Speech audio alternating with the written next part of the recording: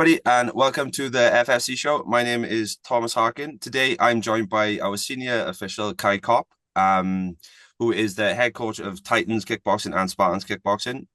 What we'll do is I'm going to hand it over to Caie to give himself a little bit of introduction, so he can let everybody know a little bit about himself. Over to you, Caie. Oh yeah, yeah, like you said, my name's Caie Copp. I'm a fifth degree black belt in kickboxing. I'm a second degree black belt in taekwondo. I've also trained several years in boxing. Recently, I'm training with Queensbury boxing in Barry under Clayton Smith. I run Titans Kickboxing. I've been teaching for about 10 years now, and I also run Spartans Kickboxing, which is in Cardiff. And sorry, Titans is in Barry. So I have two locations, which I teach full time.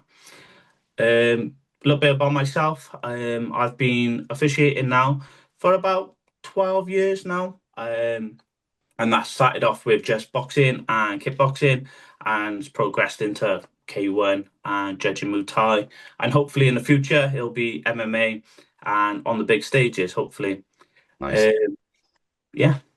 Nice. One of the things, obviously, Caie, is you've been involved since Rhondda Rampage one. You were the and as we said, you're like the lead, the senior official for Rhondda Rampage. Now, you you said firstly K1 kickboxing and that you've got experience in it all. So what's your we'll dive right in. What's your favorite style to officiate? Favorite style, I would say K1. Reason being is you got more tools. I kind of like the knees, the catch and strikes. They're different. Like boxing, I have a love and appreciate for boxing, um, but it's kind of the same thing. But when Yeah. you add kicks in there, it becomes a little bit more interesting. Then when you're adding knees and you're like adding leg kicks as well into it, it's a lot more things to be wary of and watch and spectate as well. When you see someone catching with a jumping knee to the body, Yeah. and stuff like that, it's very entertaining. And I believe there is a spectator sport, so I'm a fan as well as an official and they're things that that I want to see, and I'm sure that you and other people want to see them things as well. Yeah. Like K1, and as you said, it does take it is quite entertaining and it's very technical, especially when you see in different styles of different gyms and different styles of competition as well. You got like the Dutch style where people are standing in front of each other, throw the three-piece combination and finish with a low kick, and then you've got someone who's a bit more evasive, and some people take like the in and out style, and yeah, as you said, it's one of those appreciation ones, isn't it? And it's great to watch. Like, so what what got you into it? You said about your grandfather. That was the first thing. So is it like follow the family path? A little bit. So when I started martial arts when I was five in Taekwondo, and it was until I was about 12, 13 that I was literally just like a points fighter. Like Mm. literally didn't really get involved in much of anything outside of points fighting. When I hit like 13, 14, I stepped into the ring for the first time. And I done a continuous fight. And I I I done well, but I got beat. And I got beat because I couldn't step off the mat like I could, when I was points fighting and stuff like that. My distance control was good, but the instead of just hitting once and having a little bit of a breather, that continuously hitting kind of got to me, the pressure and everything else. So where I had dominated the points fighting, the continuous fighting in and then it grew into the full contact side of it then. So when I got to 15, 16, 17, that's all I wanted to do was full contact then. So, we switched up our training and I started doing more ring fighting, even on my 18th birthday. Yeah, where all my friends would be out on the pop and everything else. I was actually in a show in Coventry and ECKA Eka fighting a lad on my 18th birthday, and Nice. that's been my life. And but stepping into the K1, I did like it. I did have I did have a go. Didn't end well with my legs. I was definitely underprepared. Well, because we were quite new on the full contact circuit, and I was pretty much my grandfather's only full contact fighter. Yeah. I didn't understand it when I was younger because I used to walk around about 53 kilos, Mm. 54 kilos from the ages of 18 till I was about 25. So I was fighting at 50, 55 kilos. Yeah. I was walking around at 53, so I didn't understand about cutting weight and stripping down and stuff. I just thought I just fight at the weight that I was in. Yeah. Um, if you have a look on YouTube myself, I went to about 10 years ago, or it might even be longer now, about 12 years ago. I stepped into my full contact first fight, and my grandfather said, "Yeah, there's a fighter up there. He's 54 kilos. He's had 9 fights. It's for the ISCA British title. It was my first fight. I was like, yeah, I'm ready for it. Like, let's go for it. I've done it. I went all the way. We drove all the way up to Essex that on the weekend. He gets up there. I weighs in. I had a McDonald's on the way up there. Weighs in at 53.8 kg. Boy weighs in 65.5 kg. That's a bit of a difference, but And they were like, "Oh, there's been a bit of a mix-up with the weight," and I was like, "Nah, oh well, I'll fight her." I drove all the way here. I'm gonna fight him. Yeah, and you can have a look on YouTube. Like the commentator, he knew me from back when I was a kid. Um, Malcolm, um, Malcolm Martin, I think it is. He's really known for commentating on big shows, on even on Cage Rage and stuff like that, on big shows. He knew me from when I was a kid. And he said, like, I knew growing up, showing great movement and stuff like that. But I couldn't stand and trade with this boy. He was 10 kilos heavier thank than you. me. Oh, yeah. It was only a 3 round fight. I found out that, like, afterwards, that his best friend died the day before. So he was dedicating the fight to his thing.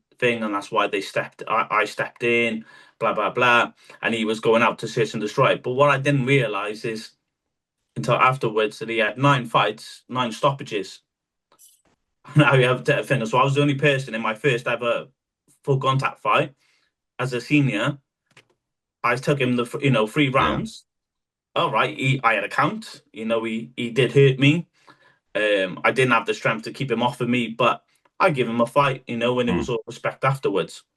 And I kind of grew from there. Like confidence. Like if I can fight someone who's 10 kilos heavier than me, that's well more experience than me, I was just fight anyone. Yeah. And I got to challenge for the world title against Lewis Moore from Western Warriors, who's a fantastic fighter, and he's now a coach at Western Warriors, and he's doing great jobs as well coaching. I see him on the circuit, and I see him at shows, and he always has time, Mm. for a good chat with myself. But I fought for in the Cardiff City Stadium against Levi Lawrence for the European title, WKA, um, winning British titles in different associations, and Welsh as well. And I kind of when I got to about 25, 26, I kind of stopped fighting. I was, family, kids, Yeah. stuff like that.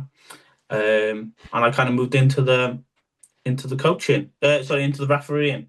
And my first show was I was 25, so that would be, yeah, it was in Spartans in Chippenham and the Carl Mallinson and Grant Mallinson's show, and they were the first ones to give me the opportunity to officiate, Mm. and they had something like 20 odd fights in there. It was like a daytime show, then it was like going into the evening show, so we started with the younger ones and working way through to the adults. Nice. And then Kelly and Bev Main Wearing were the next ones, Mm. um, who I kind of got on their shows as judging and refereeing, and yeah, and so on. And that's where I continued, and I still um, enjoy refereeing. I have the same buzz as fighting as I did when I was fighting. It's a good thing I don't get it now, or I try not to anyway.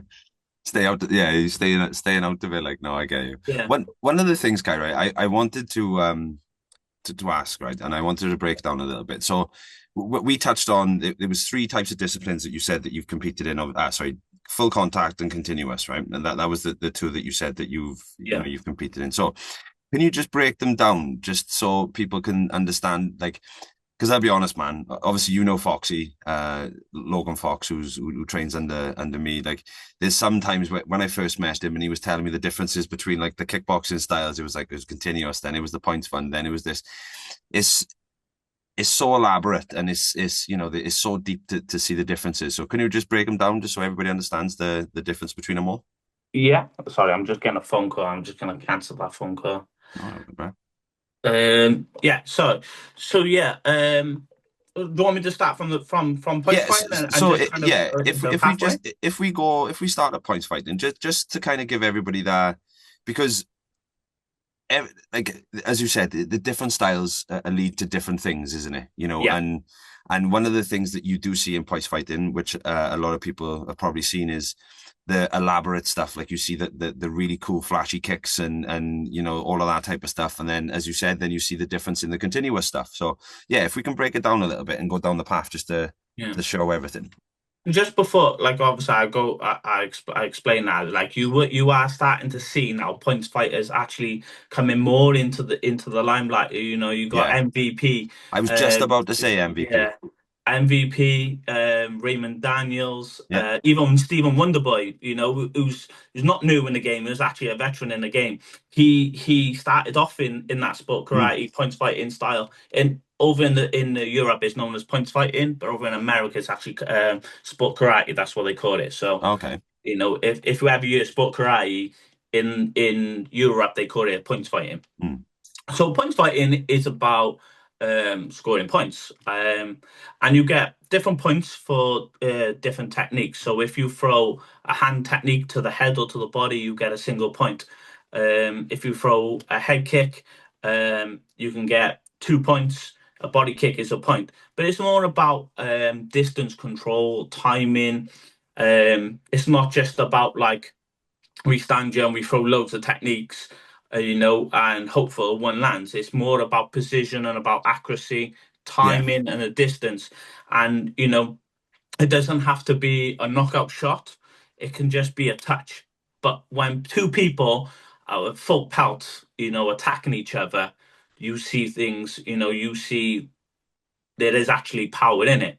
Oh, of You know, course, you're crashing, that's what you're yeah. doing, you're both crashing in and you're both gonna land. Like, Yeah, and if one is shooting forward with like a blitz technique, a blitz is like throwing. It's more about the momentum, using it, springing off your feet as fast as you can into someone to land a shot. If someone blitzes and I step back and I throw a side kick or a spinning back kick as they come in, and that someone's going 100 mile an hour at you, it's gonna take the wind out of you and drop yeah, you. yeah, I've actually seen more injuries, honestly, in punch fighting than I do in like continuous. So if you go to any competition, you will actually like the medics will even tell you that the punch fighting is more more prone for injuries than the continuous fighting. But this so point fighting is all about building points up. You have a set time. If you beat somebody 10-0, then you win the fight automatically. yeah. If not, it's whoever has the most points. And you fight in a knockout stages until you get to the final. And the final might be 2 rounds, and whoever got the most points wins. Continuous is it's like a pathway into full contact, in my opinion. So it's more, boxing gloves on, boots, head guards, obviously, shin guards, groin guard, gum shield. But people, when they put boxing gloves on, they kind of think that it's about full contact. Mm. They want to punch hard. It's like in their mind they're thinking, yeah, I got boxing gloves on, so now I'm doing like It's a full fight. contact stuff. Yeah, Yeah, yeah, it's a proper fight. Like it's not points fighting. And but continuous is all about still scoring points, but it's not. It's about accumulation of points of like I'll throw a three piece, boom, finish on a kick. Do you know what I mean? I in the referees or the judges' opinion now, I'm 1 point up because I've won that exchange. Mm. Does that make sense? It's Yeah, more about yeah, exchanges, about entries and exits, about going in there, throwing a combination, boom, boom, boom, boom. If that's a kick and then coming in combo and then moving out. It's more about the skill factor, mm. Oh, hitting the most. It's more about volume. yeah, Um, so and then at the end of the fight, then after one round, or it might be two rounds, the referees will give a decision either blue corner or red corner. Um, and that's it can be done on the mats, and in competitions it can also be done in the ring, yeah, which is a good for the children because not every one of my fighters or some of the fighters who are younger want to do point fighting. mm. They might want to go in to do full contact K1, even boxing, like and stuff like that. It's a good way of them building up plenty of ring craft and you know experience and getting lots of fights without having the pressure of a show where everyone is watching you. Do you know Yeah. what I mean? Because in the competition, there's lots of other fights going on, lots of other disciplines. It's kind of the you're not the main focal point, Mm. That's one of as well. that's one of the big differences between the mat sports and as you said, the shows, isn't it? Because Yeah, you could have four fights going on where you could have a heavyweight, a lightweight, a 10-year-old, and a 15-year-old, all four different competitions going on. Like you said, you've got that spread. But when you fight on a show, you've got a walkout. You've got your opponent's walkout. You've got your name announcements. You've got Ricky Wright introducing you. And then you've got like the cameras in your face, and yeah, yeah. it's as you said, it's a lot different in it, and that's what it's about, though. It's all about just gaining that, like you said, gaining that experience just to get you through, isn't it? Yeah, and shout out to Ricky Wright as well, man. He's amazing. He is at what he does. Traveling all around the world doing UFC, boxing. Everywhere. He is everywhere, and to fair play to him for like still supporting Welsh shows. Yeah, Leading martial arts in Wales as well. He's the Welsh president for MMA Cymru. So yeah, shout out Ricky. dude. Yeah, For well, Rhondda Rampage 3, he literally got off the plane and come straight to the venue, like yeah, So that's big props. Like, he literally comes straight off the plane, comes straight to the venue. I remember him saying to me just before, I think it was just before Jory come out, and he come up to me and he was like, "Dude," he said, "I think it's time for me to go home now." And I was like, yeah. "Bro," I was like, "Fair play to you. You come out, you smashed it." So, but yeah, Yeah, and he's so reliable as well, isn't he? yeah, He's always on point, and he does an amazing job. And he's no matter how tired he was, and he was telling me how tired he was still still creating smashed it. the Yeah. energy in the room. Like, And that's one thing that you guys you do really well. You create good atmosphere. yeah, yeah, and that's what we're trying to going forward. There's a couple of new things that we're going to try and add in, and there's little things that that we've got that are different for the next one, and all this type of stuff. And yeah, I'm just going to keep trying to build that atmosphere and keep trying to build that, build it as much as we can.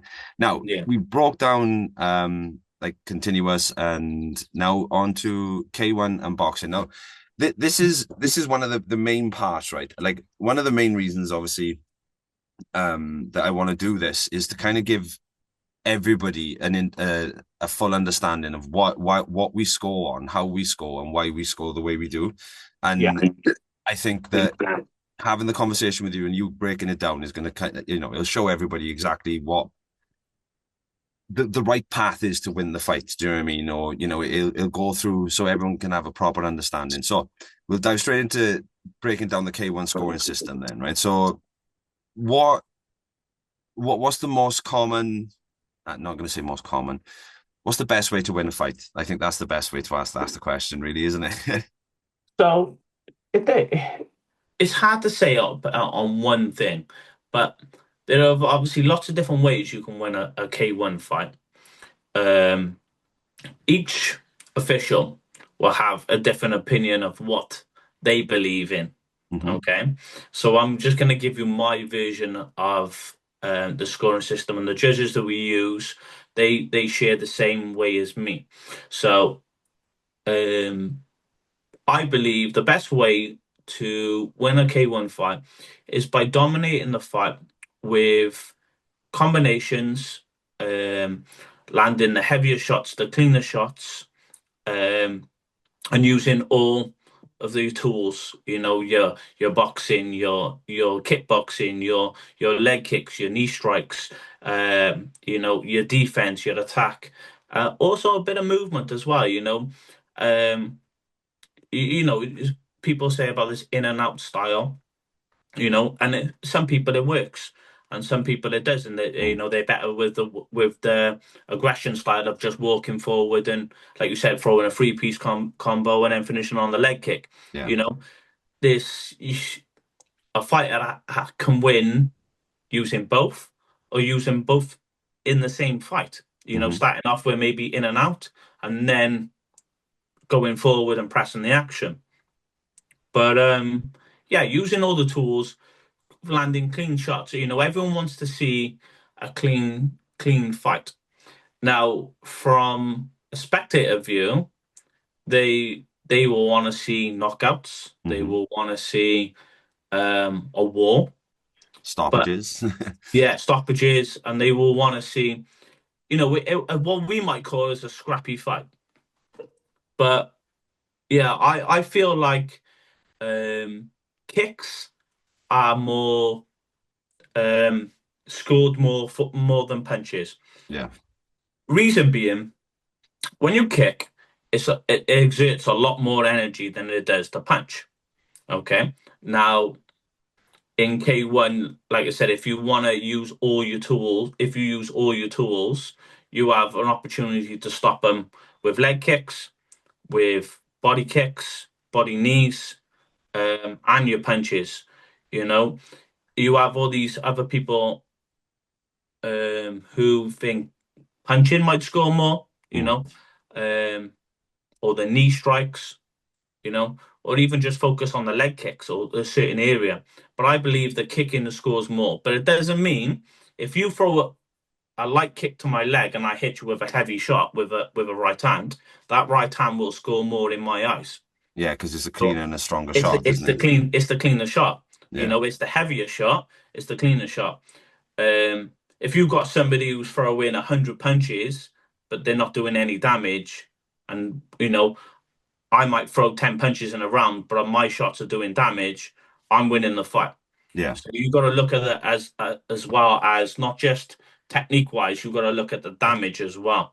So there are different areas in the scoring system which all need to be ticked. Mm. That makes sense. Yeah. So you've got to look at technique, you've got to look at damage, you've got to look at skill. So that is defense. So if, I might hit you with a 1-2, you throw a leg kick and I check it.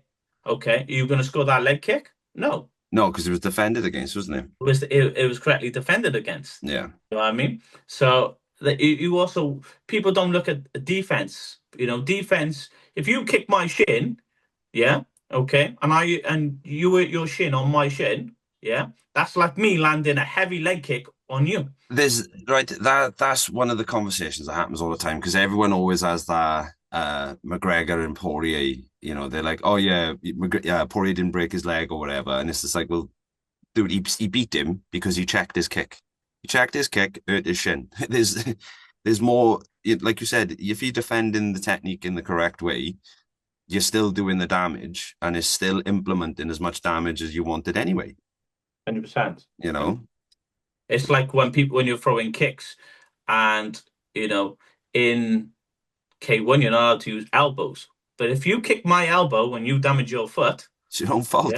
yeah, it's is that my defense? The score in it? Of That's my course it is. defense. Yeah, and that's the thing. You're not if you're kicking somebody's elbow, as you said, you're defending, but then yeah, you're using your own defense, and you're gaining points for it, which is again dead on.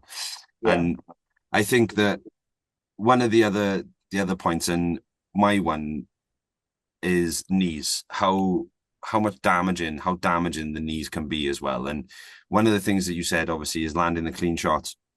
And when you see a clean knee get thrown, because obviously it's if you get into the clinch with K1, obviously you've got the single strike release, the rules. So when you see those knees land and they are correct and the form is perfect, that's when, you know, to me, a knee is as good as looking as a kick because as the damage is there as well, you know, like, And yeah, 100%. As well, the knee, obviously depending on if you're winning shin and insteps as well, yeah, your knees are not covered. no, So at the end of the day, they're not protected. And this is why in K1 we don't do knee strikes to the face. mm, We have a safety precaution. So the knees are to the chest and to the body only. yeah, yeah, Um, Now, this is where we could go down the rabbit hole in knees to the face where people duck into it and stuff like that. That's another dimension that we could go into. See, Um, that was going to be that was going to be my next point. Like yeah. the ducking in and people falling into a knee. It, let's just touch on it then, right? So if if you've pulled me into the clinch and I've thrown my knee and my knee is clearly targeting your stomach and you or your, let's say, your solar plex, and you as an opponent duck and I catch you in the face, what happens?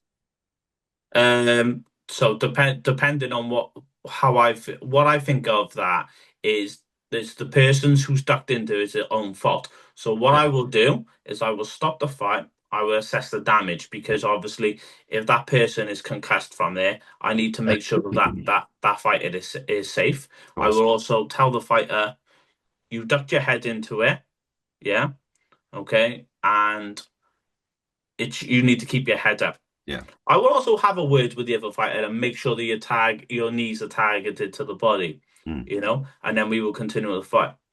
But this is it. That is what I would do. Yeah. But sometimes in the heat of the fight, okay, we had it in the rampage. Sorry, in number three, where a fighter actually got wobbled Yeah.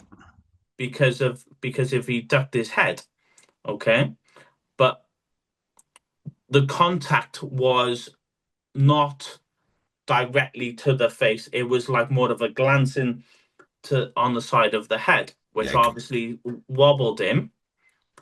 But he did clearly duck his head to throw a big right hand over the top. The knee come up and glanced him. He got wobbled. I didn't stop the fight. I continued. Is at the end of the day, if I would have stopped there and allowed him to recover, then that could have determined the fight. So it's kind of in the moment. Everyone can say this is what I should do, and this is what I think, but I also don't want to interfere into the fight too much. Yeah. You've been to shows in yourself where the referee can have a big influence on the fight, you know, Massive. Yeah. and I try not to have that big influence on the fight. Mistakes are gonna happen where with kicks to the groin and stuff like that, where then I have to step in, and kind of say, right, time, yeah. Um, Also as well, like knees to the head, the fighter's safety is first. But if I feel like that you're potentially gonna take a break from this to recover because you're tired or exhausted or to gain an advantage, I will let the fight continue. Even though there's been an it's been a legal technique thrown, but it's caught the head or so somewhere where there could be an illegal Yeah. area for the Yeah. knee, shall I say. So as So you if as you said, judging on the heat of the battle and the heat of the moment, realistically, isn't it? You can't just pinpoint an exact reason or an exact way to say that to deal with it, is it? There's no, Yeah, because like I said, like if I turn around and say to you now, right, every time there's a knee from to that accidentally hits the head, mm, okay, because of a fault, I'm going to stop the fight, allow them time to recover, blah blah blah. If there's a clinch, let's say, we'll use Logan Fox, let's say, because you've brought him up. He's fighting someone, yeah, he's winning, he's losing the fight, but the other person is gassing in the third round. mm, Yeah, you're screaming at him as you do, go forward, go forward, go forward, go forward, because he's fading. The other person is fading. Logan throws the knee, he ducks into it. Now he has 5 minutes, and then I stop the fight, and then Logan's in the corner. yeah, taking the momentum completely out of him while I give this person 5 minutes to recover, yeah, because he's listened to this podcast now and listened to the rules. The coaches have listened to these rules, okay, and I'm trying to start the fight, and they're going, no, no, no, he gets 5 minutes to recover. It's it's one of the hardest that it's one of the hardest positions to be in, isn't it? Really, like it's there's no right. There's obviously a right or wrong path, of course, like we've said, but like you said, you just have to judge whatever is going on in front of you. And one of the other points to that is in reaction time, like you've got live time. You haven't got 3 second delay to react to something. You've got to react to it then and there. And like you said, illegal shots and glancing shots, and especially when they're unintentional, and you kind of have that like, oh yeah, that's fair enough. It's one of them. It is one of them. But as you said, you do have the other ways where I'm not going to say people take advantage, but sometimes they push the rules to work for them in their own way. Well, this is where the referee has to take Yeah. in a thing. If a clean knee hits the head, but it goes like that, there's no damage done, so No. the fight can continue. But if they've taken the full knee and they've gone into it and they've taken it clean on the forehead, you've seen what Michael Page done to that cyborg. He crushed his skull. Cyborg. Yeah. Do you know what Yeah. I mean? So at the end of the day, then I have to step in. So you also got to look at I can't just say every time this happens, this is what I'm gonna do, Yeah. because there are going to be times where the fight can continue, yeah, and I don't need to step in. Do you know what I mean? The fighter might complain about it, but I always say to the fighters when I bring them together, I will talk to you when you're fighting, okay? Yeah, but don't look at me because I'm not the one that's going to hit you, Yeah. Yeah. okay? And the reason being, I'll give you an example. When there's someone, if I feel like someone's being overwhelmed, okay, I'll say to them, defend yourself, defend yourself, defend yourself. And if they're not doing anything, I will step in and give them a count. Yeah. Okay. If someone is hurt, obviously I'll step in and I will say to the fighter, stop fighting. Yeah. Yeah. And I will get them to the neutral corner thing. You know, if I turn around to a fighter and and speak to them, I would like if someone takes a knee to the head, the first thing they're gonna do is he need me in the head. Yeah. And then the And I will corner's go, reacting as you ducked well. And into it. yeah. Carry on fighting. Do you know what I mean? Yeah. Yeah. It's kind of in the situation you've got to take it all into consideration and make your judgment on that on what's just happened. Mm. And it's easily said and it's easily done after, oh, you should have done this, you should have done that. I agree. Yeah. There are lessons that people can learn, I can learn, and everyone else is still learning. Um, but in that moment of time, you have to be impartial and you have to deal with the situation what you think is best. Yeah.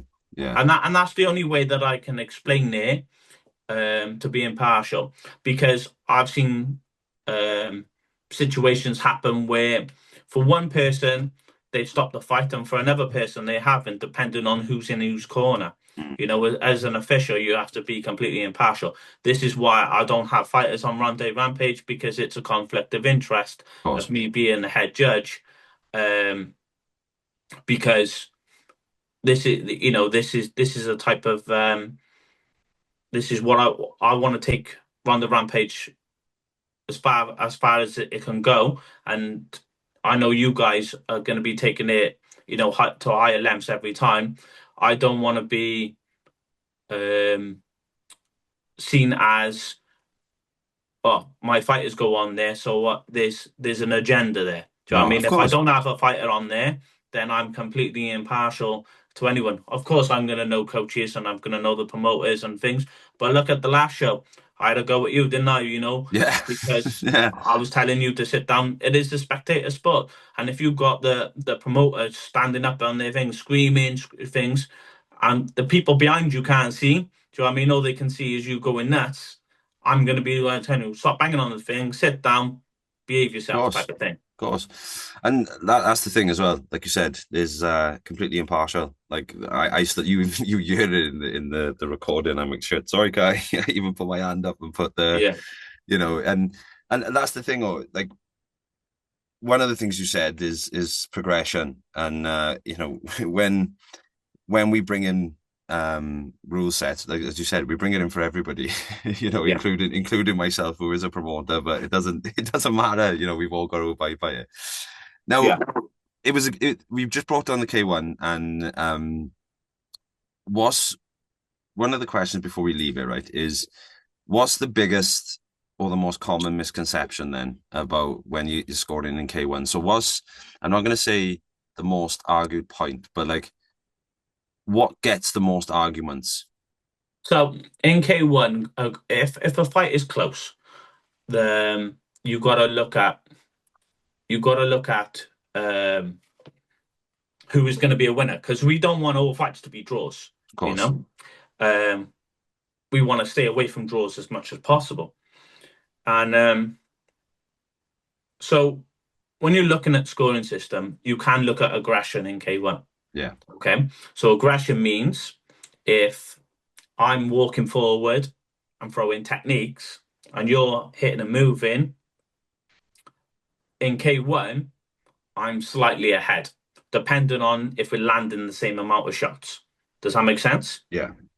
But if you're, what people think is in K1, do they only score aggression? So aggression, if I just walk forward and don't throw anything, but I'm just walking forward and you're moving around and hitting me, yeah, you're winning the fight. Okay. And people said, yeah, but my fighter was walking forward. They were the aggressor. Yeah, but that's only one part of the scoring criteria. They have also 4 or 5 other criterias that need to be met. So if you're just walking forward, do you know what I mean? If you're equal in all the other criterias, but one fighter is going forward and one fighter is moving around, in K1, you would score the aggressor. Mm. In kickboxing, you would score the ring craft. Does that Yeah. make sense? Yeah. So this it's like people um, think that scoring K1 is the same as Thai boxing. It's completely different, and No. you have to be trained up on these things. I'm still, training in the Thai boxing criteria myself. Do you know Hmm. what I mean? Obviously, I judged the Welsh Thai boxing fight on the last one, and it was a great opportunity, and it was the first Thai boxing championship fight that I judged on. Thing is, I one of the things that you gain from that is you were working alongside with the WMO, weren't you? So you were Yeah, working alongside, because we had Justin Reeks as the referee, and then we had WMO officiated judging.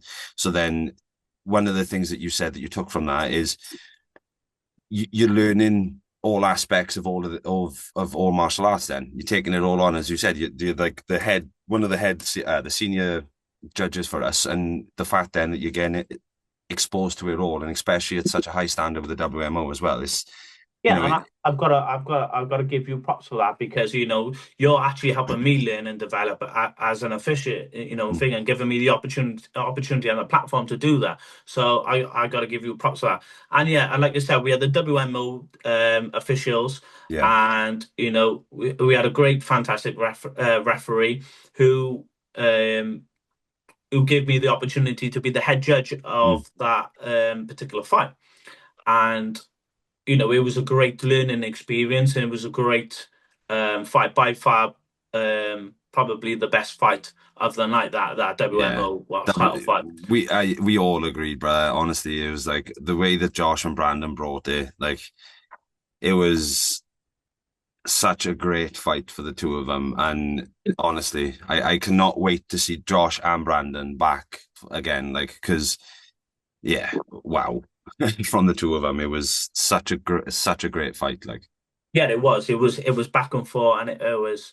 Yeah, I've got a whole thing written on that as well. So when we talk about them later, I'll go yeah, into that. we'll go But into yeah, like that. I said, the concept of obviously of K1 officiating, um, it's not, you've got a lot of different criteria. So you, like I said, you've got aggression, you've got technique, you've got um, shot output. So what I mean by shot output is we're looking for the clean shots. We're not looking for just any shot that hits the glove, the arm, the leg, whatever. They Yeah. have to be meaningful shots. Do you know what I mean? Being hit with something like 80% power would be classed as a meaningful shot that lands in the scoring area. Mm. Do you know what I mean? Because you've got to also think that how many fights do you see where they kick in the back? Yeah. Yeah. That's not a scoring area.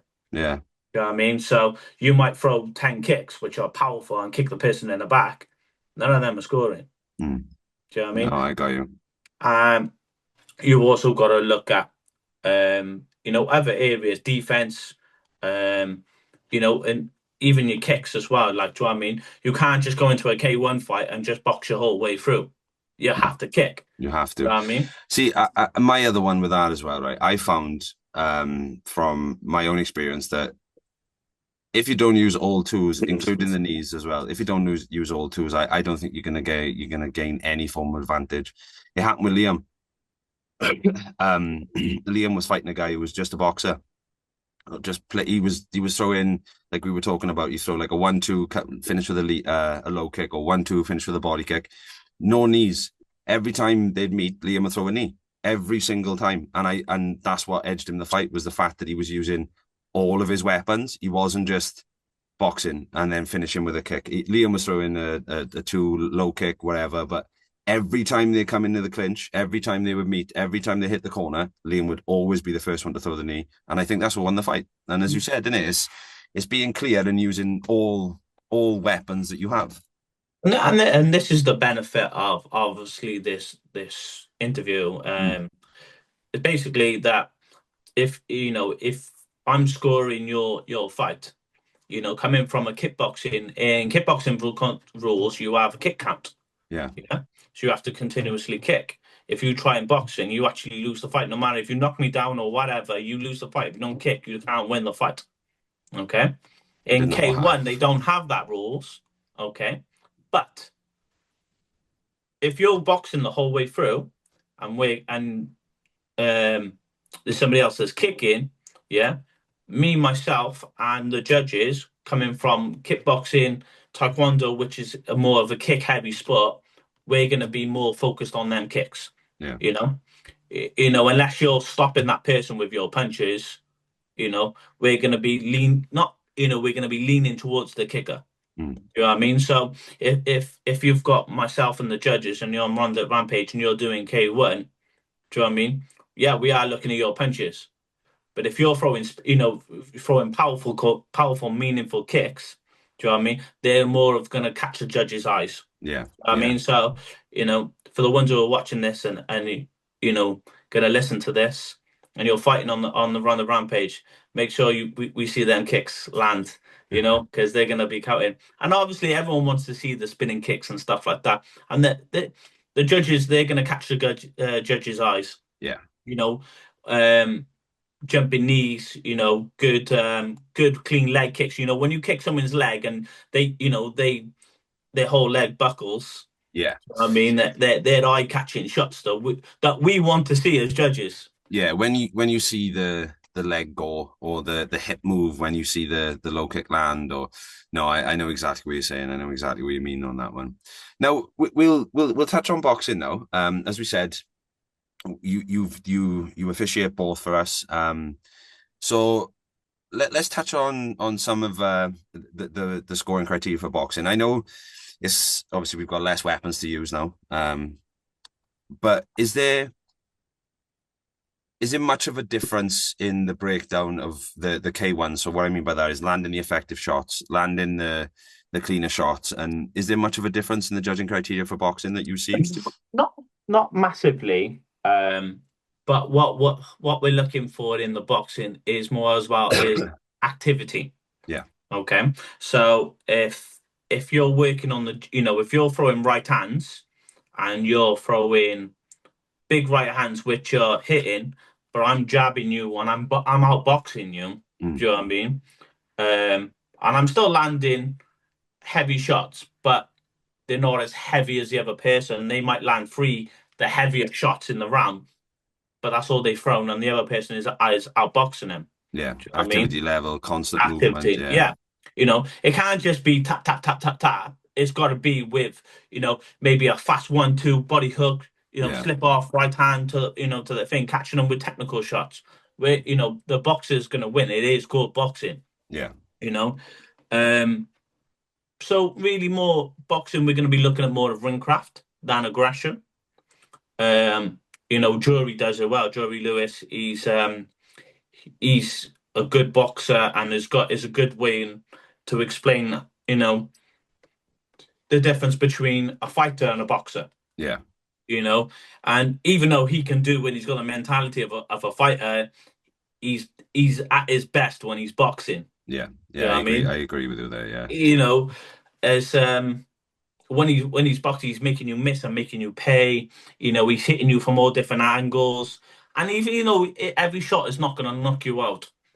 It's stunning you. It's frazzling your brain. Yeah. You know. So as a fighter, ex-fighter myself, um, and an official, that's what we're going to be looking for in the boxing. So if you're looking at the K1 aggression scores in the boxing, the movement and the skill level is going to be more catching the judge's eyes It's than just throwing haymakers and yeah. bombs and Like a maybe tech, hitting the glove or whatever. like you said, a technical display of clean strikes and landing shots that are meant to land in certain targets. That's pretty much the best way to determine with boxing, isn't it? Like Yeah, when you reference to Jory, as you said, clean movement, efficient shots, and defense, and that's what again, as you said, I think that's the perfect way to explain it with the boxing, and I think that when you do watch obviously, as you get a lot of guys who are boxing, they're mainly looking at boxing, or you get people who are mainly K1 guys, and they see the difference. And it's good to vocalize that point right at the end, as you said. Like ring craft and movement for boxing, and showing the actual technical display and throwing all the shots is the difference in comparison between K1. As you said, they're both great to watch, though, aren't they? yeah, they're brilliant. You know And what I the mean? and the hybrid boxing it is with them smaller gloves, it just makes it more interesting as well. I You know. know, like I would say boxing is probably my favorite sport to watch Mm. alongside MMA. But when you're watching the hybrid, it's just got that little bit more of an edge to it, hasn't it? The whole room just you can just feel it, can't you? It's just like, oh, here we go. You Yeah. can just feel it. Now, one of the ones I wanted to ask then, right? So, have you got any examples from FFC bouts or Rhondda Rampage where the judging was quite close, or we've had any controversial judging? Yeah, we've had a few controversial decisions. I'm not going to mention no names. No, no, of course.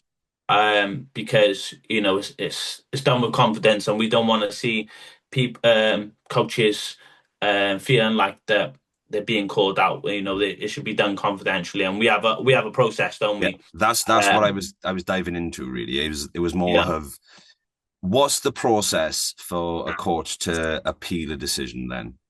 So obviously the process would be is not to deal with it on the night. Yeah, Yeah, if you have a decision, you're always going to have someone that's happy and someone that's not happy because you're going to have a winner or a loser.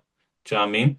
And if you feel like the your fighter um should have, could have, or potentially have won that fight, then what you do is you speak to the promoter. At the end of the night, obviously, while the show is going on, they are very busy. They might be coaching, they might be promoting, they might be dealing with other issues. The best way is speak to the promoter at the end of the night or in the break, if they have 5 minutes.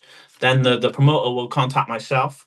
We will both, they'll watch it from you'll watch it from your side like you did last time. yeah, I'll watch it from my side. And if they feel like that the person has a really valid point, I'll go to my people above me as well. We got high grade officials who's taught me, been around to advise me, and I will ask for their input. And if they agree with the fighter who put the complaint in, yeah, Mm. what we'll do is we won't take it away from the fighter who won. He will still gain that win, but that loss on the loser will be taken off. Does that make sense? Off of Yeah. their record. Yeah. And not an apology, because at the end of the day, when you look at things on the night and you always look at things on a video, you two see two different fights. Yeah. Now, in example, when we both had the complaint made, on the night, I thought that that person had a heavy point. Hmm. I like, as a referee, I might say to the judges, have you got the right fight now? Just to make sure that they haven't mixed up the blue or the red corner. Do you know what I mean? And all three judges went to the one corner, and I kind of like looked at them and thought, huh, that's not the fight I was really watching. Mm. Okay. But I trust my officials and things, and that's it. And I said to the coach afterwards, he asked my opinion, and I said, listen, from my point of view, I thought, you edged it. And they were like, yeah, see. And I was like, listen, just go about it the right way and we can do something about it. And they did. And, um, as far as I'm aware, they come to you. We had a conversation about it. I sat here and watched it, not just once, numerous of times. And I went through the criteria myself as a judge. And actually, I agreed with my judges. Do you know what I mean? And I spoke to you, and you had your opinion, and you kind of agreed with me in that sense. So, you know, we don't want to discredit the coach, and we don't want to No, make of course. anyone, or And make the fighter who won actually less. I feel yeah, any less this or this anything is like that. why this part of this conversation here is to show people that it is the process, that like if you do disagree, we're not just gonna fucking ignore you. Do you know what I mean? Like that's one of the things that's what this part of the conversation was, is it shows that we want to take it on, and everyone's human as well, innit? Do you know what I mean? And as you said, like there's so much in the heat of battle. Like there's so much going on in that, in that one fight and whatever. And like I said, with us, we just want to make sure that everybody understands that, like if there is any disagreement or whatever, as long as it's dealt with in the right way, we're And open for everything, isn't it? people got to understand is if they don't deal with it the right way, why should we have to deal with it the right way? Why should we have to um like be professional if they're not willing to be professional? Obviously, we want everyone to act professional at Yeah, things and the heat of the moment. And this is why I kind of say like do it at the end of the night because you have that time to cool down a little yeah. bit and just approach things in a different way. It's a hard for people who've never been in the corner, or like it's such a high energy place for 6 minutes or for 12 minutes or for 15 minutes, however long the fight is such a high energy. Like you've got to keep your energy, or you've got to keep, there's so much going on when there's two of you, or that you've got the crowd behind you, and everything aids into everything, doesn't it? And as you said, like you feed off that energy, and sometimes people react in the wrong way, you know. And I'm not saying that happened with us, but I'm just making an example. Like it does happen sometimes where people get a bit fucking Professional spots. You know what I mean? yeah, You see it all the time, and you see like the professional spots of some of the boxing, like like we'll go to Eubank and Ben. Everyone was eyes on that, and I mean people have different opinions, and you look at the judging score system, and one of them was really wide, and you were like, where did yeah, you get that from? Do you know what I mean? yeah, People have their opinions. People say it thought Ben won. People thought the Eubank won. Do you know what I mean? You're always going to have that controversy. But yeah. at the end of the day, the decision is the decision, and people kind of need to learn how to deal with these decisions. Mm, Mistakes will happen, okay? And if you go about it the right way, we'll as a promoter and a head official, will go around about it the right way, okay? And if we're unsure, we will get other opinions. you Yeah. know, from people above us, and then if we'll deal with it accordingly, then do Yeah. you know what I mean? If that makes sense. Of course. And the other side is it's always impartial.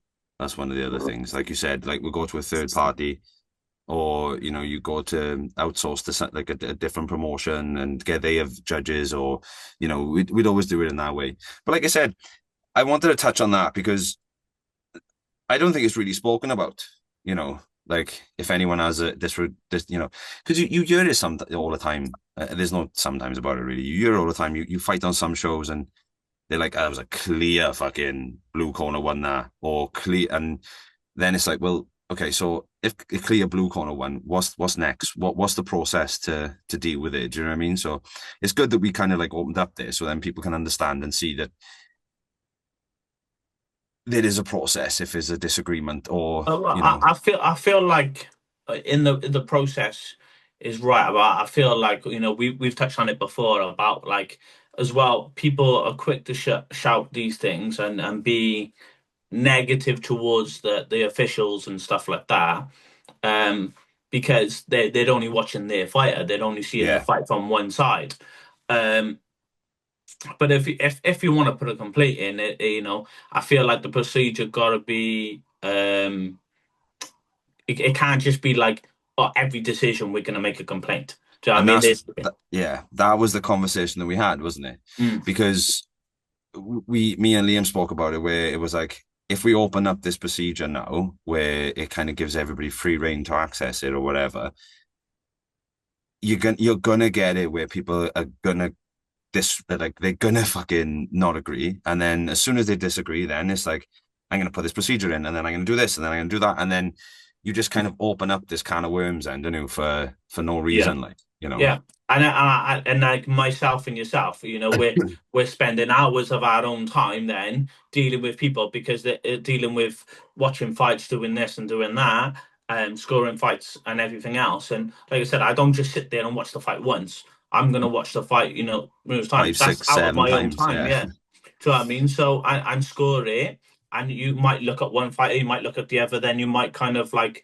look at a different criteria of movement, ring craft, fitness, technique, punches landed, kicks Yeah, landed, stuff like that. It all takes time and things, and it's got to be it's a lot of work. yeah, So what I mentioned to you before is if you have a complaint, put your money where your mouth is, and if you want to put a complaint in there, there's going to be a set charge. Do you know what I mean? And if you actually got a valid punch, you'll get your money back. And if you deal that your complaint is stands, then you lose that money you put up in front, which would then I feel like would take then the people who were just moaning for the sake of moaning, yeah, they would keep mm, them, they wouldn't be so loud about it. They might yeah. just do No, it I in their agree. own little in their own gym or something like that. But Yeah, like I always say, I always say to my fighters and my parents, because parents are the world's worst when you're teaching kids, um, is that decisions don't go your way, and you might feel like you have been the word cheated. Okay. But their children don't need to hear that word cheated yeah, because cheated, every time they lose, they'll think that that's how they lost. It's an yeah, excuse. No, you lost because you wasn't good enough. Oh, but that in points fighting we get all the time. That they'll throw a kick and they'll block it by there and they'll score the points for the head kick and you're like, oh, and they're like, that hit my glove, that hit my glove. Okay, but it's your mistake for being there. If you was mhm, across the other bat or you blocked that punch or kick all the way up there, do you know what I mean? The ref's not going to see it. Do you know what I mean? Everyone in the whole place can see that that was clear, not a point. So you have your part to play in it as well. It's not, you know, the whole cheating thing. We don't want, people to be turning around and saying they're cheating, you're cheating, this is cheating, this is cheating. No, you just wasn't good enough. yeah, You know? yeah. And that's the thing. Like, what for everybody to you just went through that with us is like the best thing is we're not saying that we've got anybody accusing, or we're not saying that this has happened, or we're not saying anything like that. The only thing that we are doing is just showing that there is a process that's already in place, that if anybody does feel like this, or if anybody does feel that they've been a bit hard done by. That we are actually got this process where we do take on, we do take on what people are saying. We do take on your feedback. But again, like you said, the other side is it's not really like when you come to us with these complaints to rewatch a fight, it's an impartial thing, like you said, and we all do it. And again, at the same time, like we're all learning on the aspect of if there was a mistake, it can get dealt with, Yeah, and yeah, yeah. and that's it, really, isn't it? Yeah, and And we can make people accountable as well. Do you know what I of mean? At the end course, of the day, and what I mean by accountable is not punish them, but just trying to help them learn. Do you know what I mean? yeah, And that's how it's got to be. Be it's got to be a learning situation for yeah, everyone, not a punishing thing. So yeah, the judges can't, the judges are going to make mistakes. We had one before on the very first one, if you remember, with Masters, and we look back at that fight, and your guy won the fight, and the decision went against is went for his opponent. And when we look back at that, we kind of thought like, yeah, and the judges I made accountable for it. That's my yeah, job is to help them train and help them grow. It's not to slate them or throw them under the bus. You of know, course, it's got to be a learning curve, but the coaches have got to be learned as well. This is yeah, how to behave, and this is the way to the process is there, and this is what it's all about. It's teaching people that we have a process and we do deal with it in a professional way, yeah, and everyone has a voice to a certain extent, but we want it done in a professional manner. in the proper way, yeah. Yeah. Now we'll move on now, and like obviously it's good that like we said, we touched on that, we broke that down. It's great now. Everyone can kind of see from both sides on on what's expected and what we do, and as we said on that we hold everything accountable, and it's all about the growth and learning from our position as well. So we're rating it back now to FFC. So one of the things you said from the start is you've been involved from the very beginning, and we brought you on from the start, and with that, we've seen growth within the show. We've seen growth within the promotion, and obviously, we've had fighters, we've had the WMO title. So, is there anything that stands out to you since the early shows that we've done in growth or progression? Yeah, I would say just in the growth of the standard of fighters, Yeah, I think you're attracting more higher profile fighters. Your shows are getting bigger and better and getting more exposure. Like I would say in social media front, you're leading the way. In doing these interviews, having the interviews after the fights with the fighters, you know, you're giving everybody the exposure they need. yeah, It's not just focusing on you as a promoter or your team as a team. You're giving other fighters opportunities, other clubs opportunities for exposure. Um, to be seen and making people's lives. You're giving people an experience here. Do you know what yeah, I mean? The full package, like from what the time they arrive at Rhondda Rampage, they're being helped, they're being supported, they're given water, they're given whatever they need in a sense of a fighter and a coach, yeah, and they're given then you got an opportunity to display what they've been training for, learning, etc. thing, and then being interviewed to have their moment of like to talk about it, having a voice, yeah, and, yeah, and that's what it's all about. You're giving people experiences. The people who are fighting on these fight nights, they all might not be doing it in 10 years' time, but they yeah, can now go on YouTube and have a look at it and show their friends, their kids, their aunties, their yeah, uncles, and all that, and giving them the exposure and and saying, wow, they're like, look at so and so, back then, and who done this and who's done that. Do you know what I mean? And that's what FFC is leading in a way of what I've seen. Obviously, the fights, you have fantastic fights on there. Um, I would say there's been only one fight, which on the last one where he got jabbed and he fell over. I think that was the only mismatch, but that was out of your hands. Um, I don't want to throw anyone under the bus, right? But like that one was. Yeah, it's one of those ones. We hold our hands up on that. Like that. What one of the things from matchmaking is you matchmake on a photo, a record, and like the videos that you see. And like we all said, kind of felt like we had a bit of an imposter. But it is what it is, like Should we say what? catfished? Catfish, short to say. Yeah, I agree with it, Kai. I do. Um, now, Like I said, like it's all positive in a sense of Rhondda Rampage and FFC. You're going in the right direction, and you know just keep doing what you're doing, guys. You, Liam, and the team and all that. You just keep pushing it, keep doing, working your hardest. And people don't see all this background stuff that you do, mhm, and obviously you've got a fight team as well, which you've got to prepare for selling tickets, the pullouts and everything else. I've been there as a promoter myself, and it's a lot to deal with, and it's very frustrating. You know, like you could be from the start have this fight, and you're really looking forward to it, and then a person drops out, and you're like, yeah. Yeah, you do you know. know my next question, right, was going to be like something from behind the scenes, like, and you pretty much touched on it there. Like that is probably one of the hardest things as a promoter is I'm not going to say juggling everything, right? But like when we had Josh and Brandon, right? When Josh and Brandon, when we had the WMO confirmed, you have this feeling. It's the same as Cornelius and Brad for now. Like you have this feeling where you're like, "Ooh, fucking here we go," and Yeah, do you know yeah, what I mean?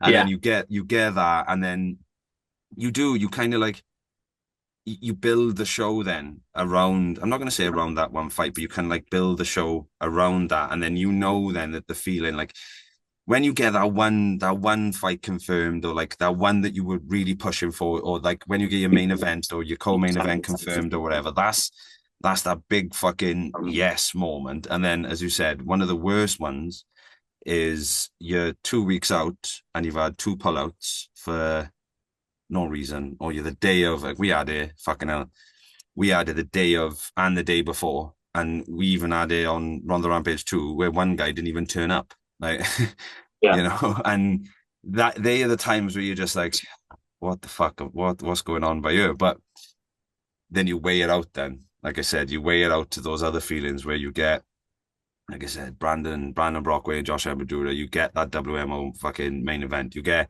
Jory Lewis and Shaba when Jory made his return. You get Cornelius and Brad. You get fucking like even when Gary Musgrove made his return after such a long time, he went through such a fucking transition from losing like 30 kilograms, not having nothing, like he wasn't training anymore, wasn't doing nothing, and he turned out, come up, done everything he could. It's just, they're the feelings that you fucking love, man. That's what it's about. Like, 100%. At the end of the day, you're having a positive impact. yeah. I having a positive impact in people's lives. It's not just about win or losing. In Mm, what we do, it's about having impacts on people's lives. This is why, like, as a coach like yourself, and an instructor and stuff like that.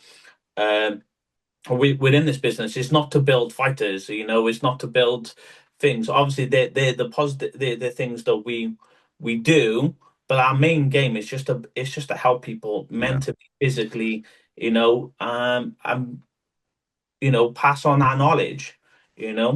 Like I've got so many like up and comings students, fighters, and stuff like that. We had a black belt grading last week, and my Kelsey, she passed her second degree, and she's the first ever person in my history books that I've taught from start to finish, and now she's the highest grade I've got. Do you know what I Yeah, mean? And it's an it's such a achievement. privilege and it's an achievement. Do you know what I mean? And this is what we're doing it to have positive impacts in people's lives. Yeah. And this is all behind the scenes as well, like what you're doing. You know, and Gary's a lovely guy. I've spoken to him, and he seems like he's in a better place, and it's you've got to be proud of yourself, for helping him get to that. You've got to be massively proud of himself as well. Like, do you know what I mean? It's and like we said, it's having the opportunity, and that's why the FFC platform started. Like me and Liam, when we originally come to it was like, it doesn't matter about like I have to do the interviews. Like, like it's not about us. Like it's not about me and Liam. Like I always call props for him because he's he match makes and I can reel off a name to him and he'll be like, yeah, I know him. He's fucking 4-2 and he's this and he's that and he's this. He's like that with every fighter around you. And like I said, it's He's not got a a bit of, he got the wisdom, the fighting wisdom. yeah. Yeah. And like I said, it's not about us. It's always about the fighters, and that's why we put so much into the platform because you want that feeling, like you said about having that feeling of like a couple of years down the line where you can look back and you can show people and we want to help as much as we can, and that's what Yeah. it's about for us, like building the And as well, platform. like I constantly, obviously the fighters and stuff like that, you see them on social media, like the photographies and the Yeah,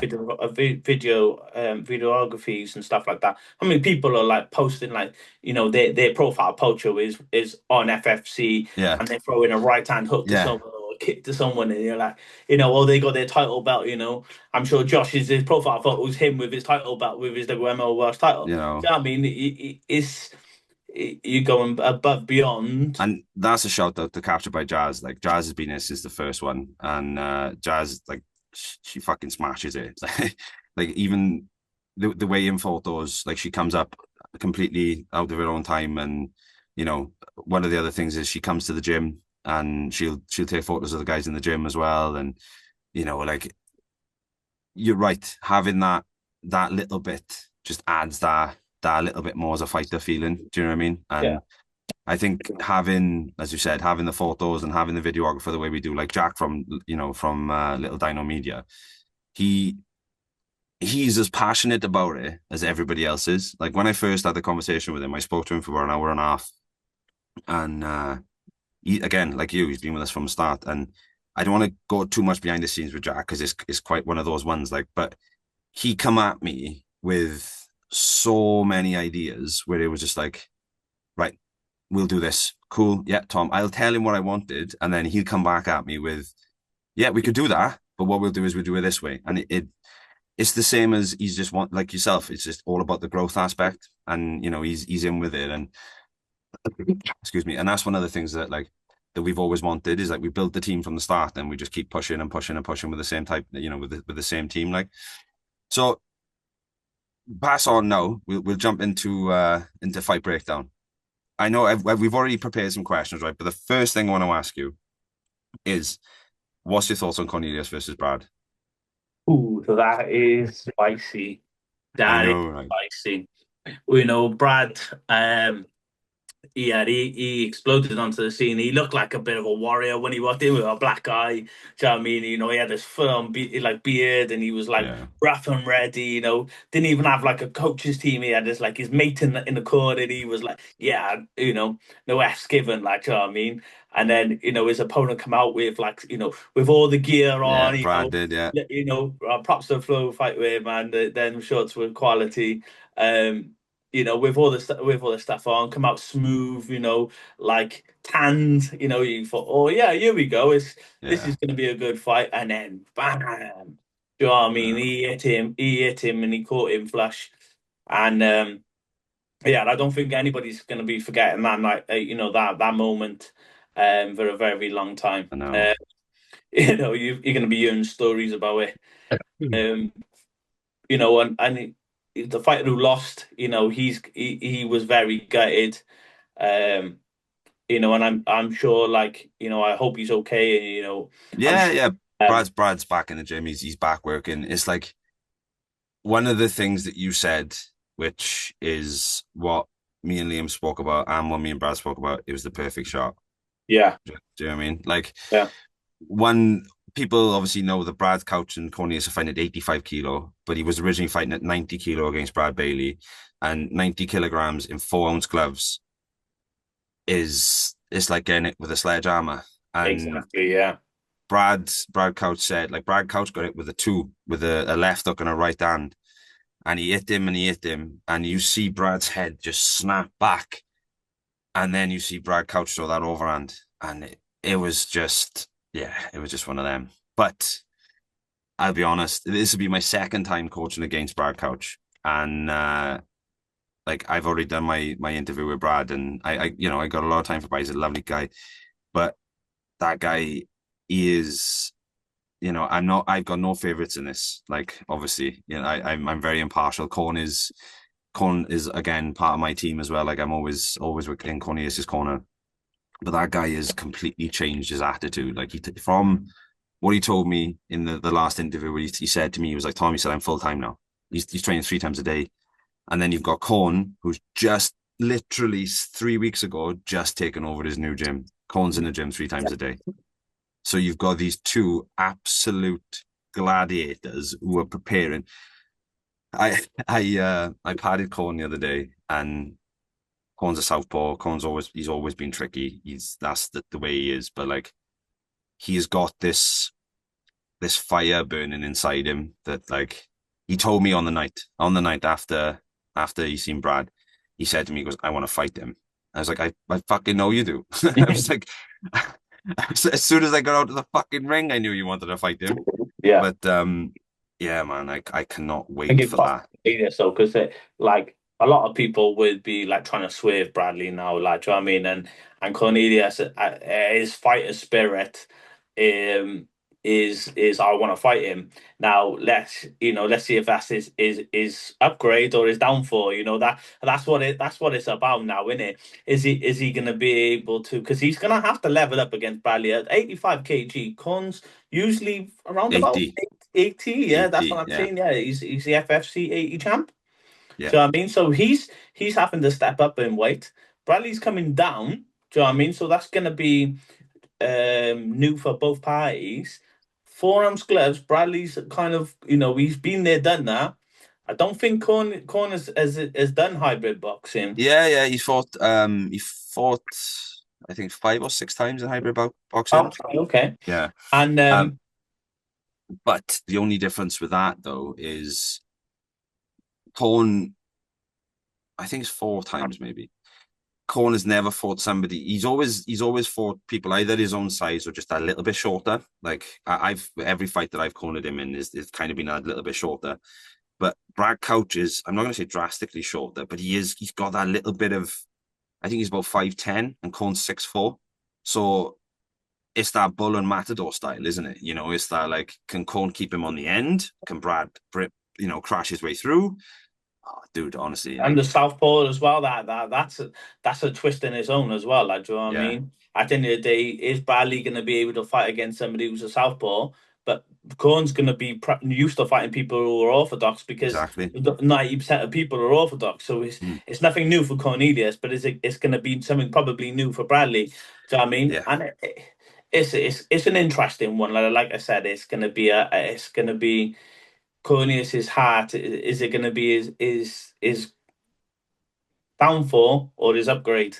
Do you know what I mean? And get your tickets, guys, because if you ain't there, you're gonna miss it. Do Yeah, you know what I mean? You're this gonna miss this it. one is going to be like, we've put when it's very rare that I get involved in the matchmaking. Like, Liam comes at me with like I said, he's got all of the facts, man. So he knows everything. So, like, I'll get involved on certain ones, but I said to him about this. I was like, these two got to fight now. And there's a couple that I take my props for, and this one I take my props for on this one because, honestly, like, fucking, even people that were there from the last one, they might not have seen Corn fight, or you might not have seen Corn fighting uh on 1 and 2 when he fought for the title on number one, and then one defended against Billy in number two. Like, you see the mentality that Corn can carry across as well, which is that aggressor, which is like, Brad Couch carries that fucking, I'm you, man. Like, you like, I'm you and I'm ready. And then the thing is, Corn can match that. Yeah. Like, when he fought Billy, you know, he had that intensity. He matched that intensity, and I think one of the things, as you said there, is the heart. Is it going to be an upgrade or a downfall? One of the things that I found from speaking to the two of them is that you're going to see, I think, a so much improved version of both of them.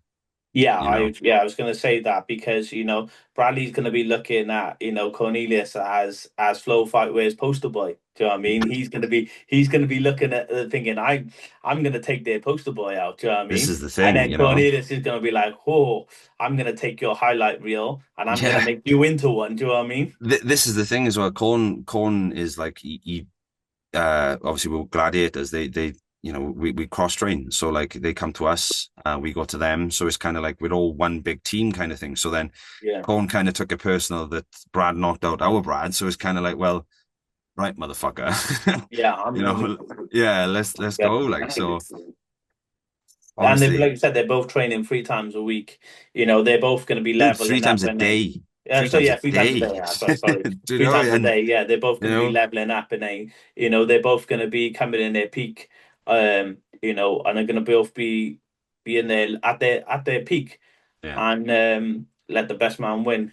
I'll be in there and making sure that they stick to the rules as well. can't wait. That's going to be dynamite that, and It is. I hope both fighters walk up there safely and respectfully as well, and yeah, let the best man win. So as we're in the fighting talk, let's go to you then. So obviously, as we said, you've officiated all three and going on to number four now. So what's your favorite fights from Rhondda Rampage? So I've got one which is going to be hit you by surprise. Okay, Hit me. right? It's going to be Yasmin versus Sky in Ronda Rampage 2. That's no surprise, brother. That is no surprise because I think me, Lewis Armstrong, Macaulay Lowe, obviously Liam, I think every single one of us, right, has said how much we want Yasmin and Sky to fight again. Not to rematch, but just to be back on the promotion. Yeah, yeah, And how those two were that fight had the fucking crowd going wild. I gotta yeah, say, it was. We said it to the two of them. They had fight of the night. They had pair of gloves and stuff. Honestly, what a fight from the two of them. Like Sky, even though she come up short. Sorry, I'm taking off. I do apologize. I kind of took it off by her, but like, as you can tell, that we all kind of agreed that these two were fucking, you Oh know, yeah, the technical ability and yeah, it was they awesome. yeah, it was a cracking fight. It was. Um, And Sky, as we said, Sky come up that little bit short against Yasmin, who just edged. I'm not going to say just edged the fight, took the fight, but between like Sky's fucking stock rocketed, Yasmin's stock rocketed as well. And as we said, I cannot wait to see those girls fight again. I know Yasmin's just had a confirmation because we would get an SN combat back down, but Yasmin's fighting, I think it's in June, maybe. I seen something announced for her. So Ahmed, everybody has got to keep their eyes on her. And then you yeah, got Sky Roberts from Pro K. So Yasmin's from SN and then Sky is from Pro K.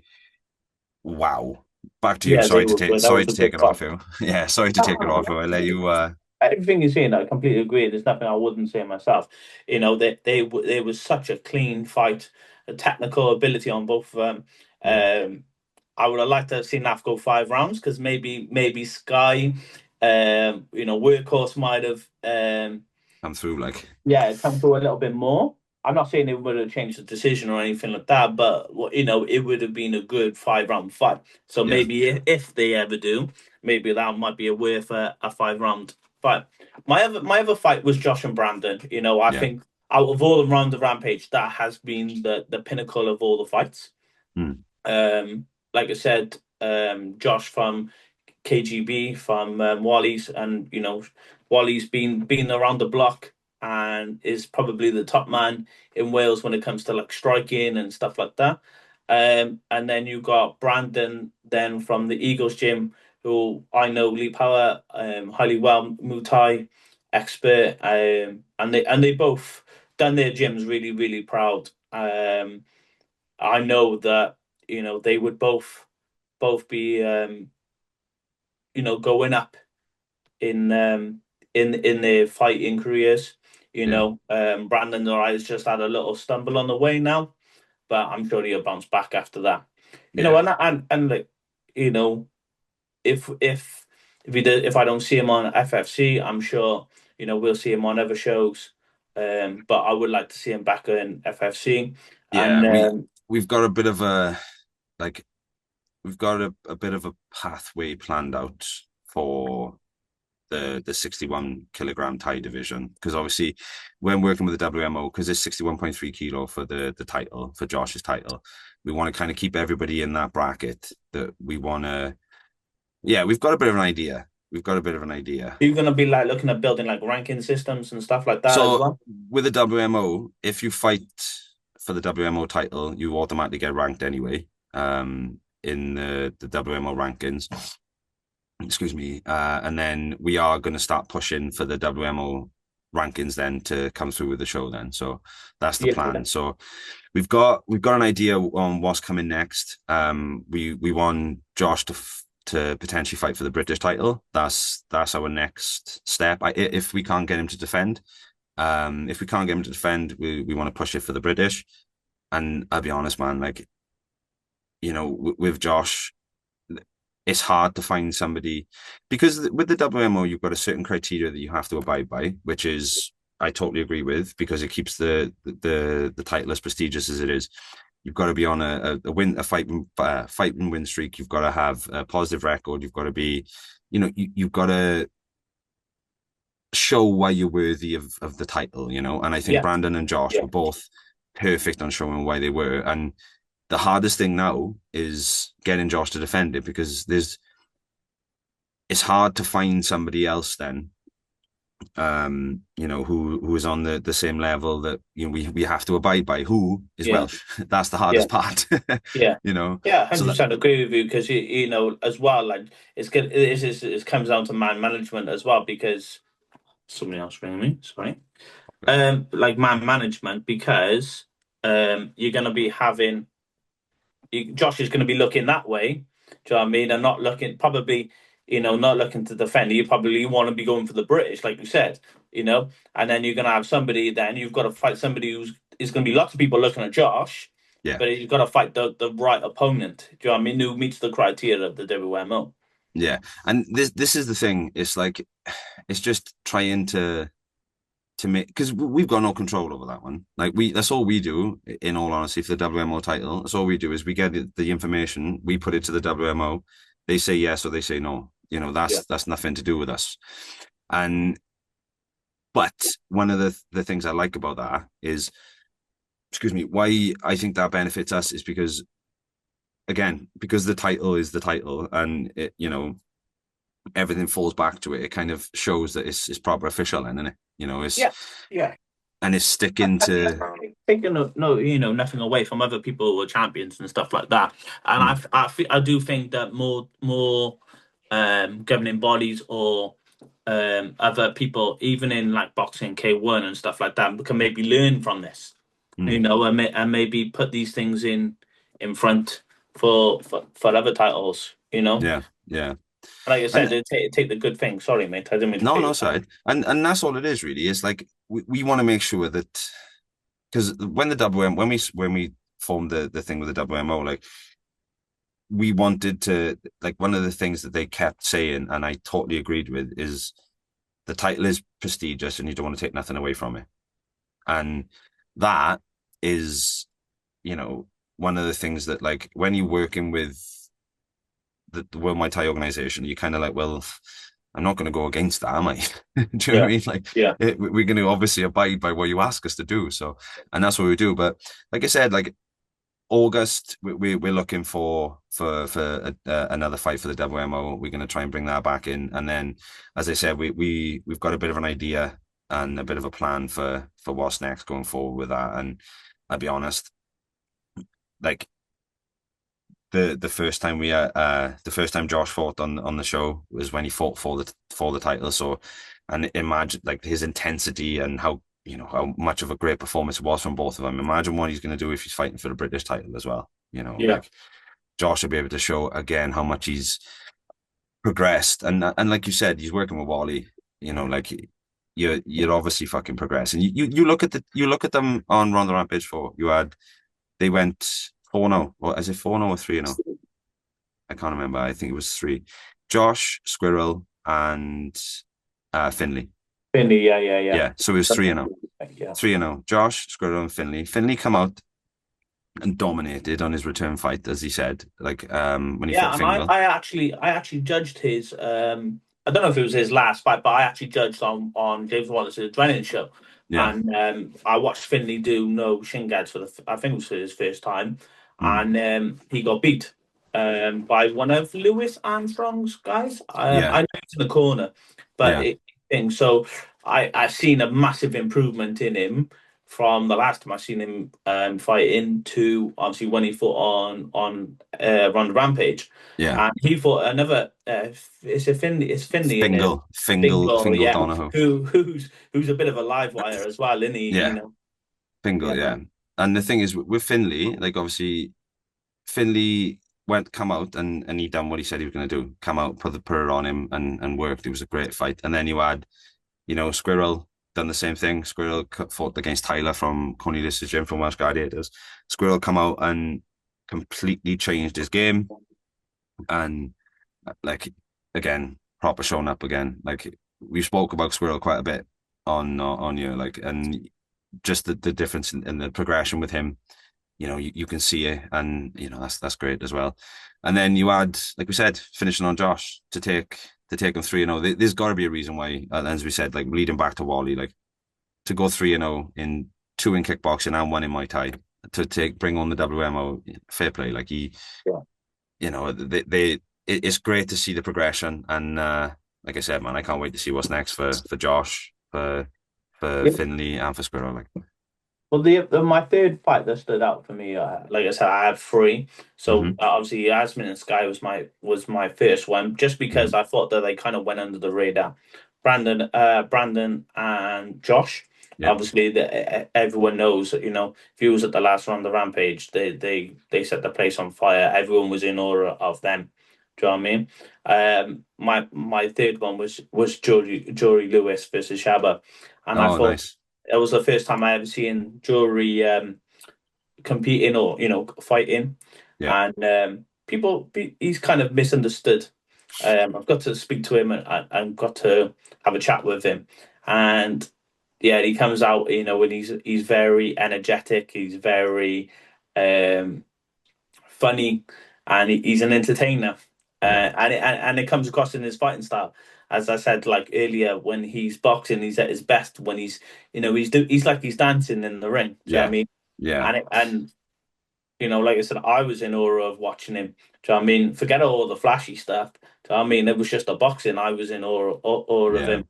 And but you speak to him outside, and he's such a lovely guy. He's so polite. He's got time for everybody. yeah, You've seen he was commentating and on Run the Rampage 2, if I'm correctly. yeah, yeah. He was Doing the interviews commentating, as so well. Yeah, it was good to listen to a little bit of insight from his point of view. mm. He was doing interviews and stuff like that with people. He's just a nice lad, and Yeah, obviously I look forward to him. It was a bit of um, you know, it was a bit of an anticlimax. His fight with Ash, Ash yeah, being BKB,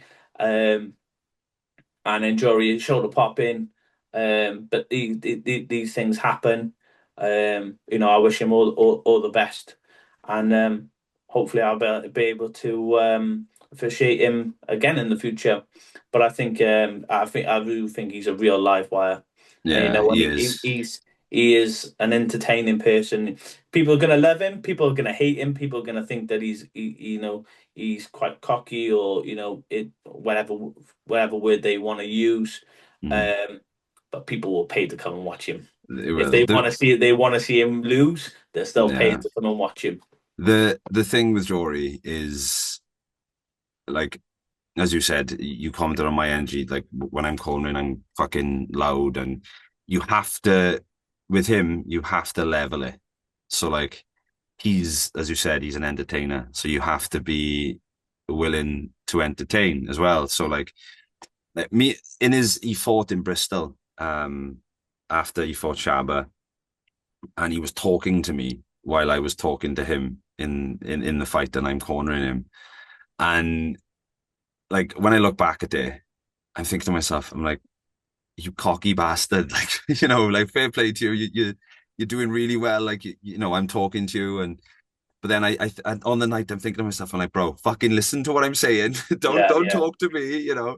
But you're right. He's got this style that I'll be honest, it's all him. You know, the only thing that he takes from us is the hard work and you know we work on other things, but like his style is all him. You know, like he fights the way he wants to. There's no way of like controlling him Yeah, but you and shouldn't. push. You shouldn't. You shouldn't.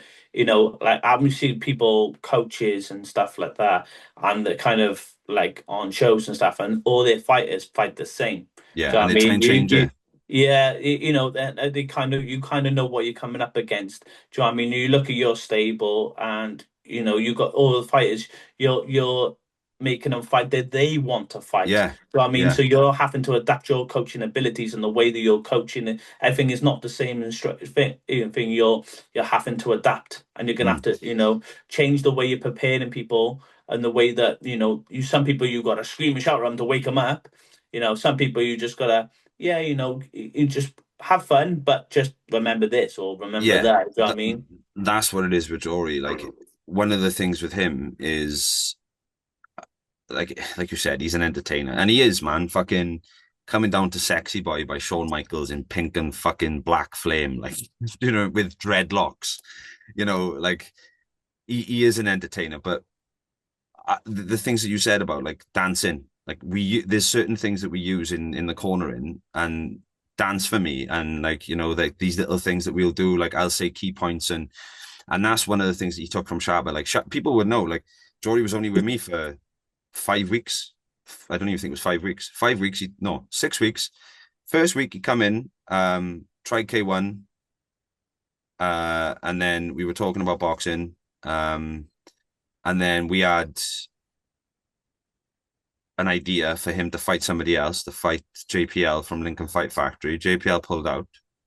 So then Jory was like, I'll leave it then. But like I said, he was only in the gym for 5 weeks, if that.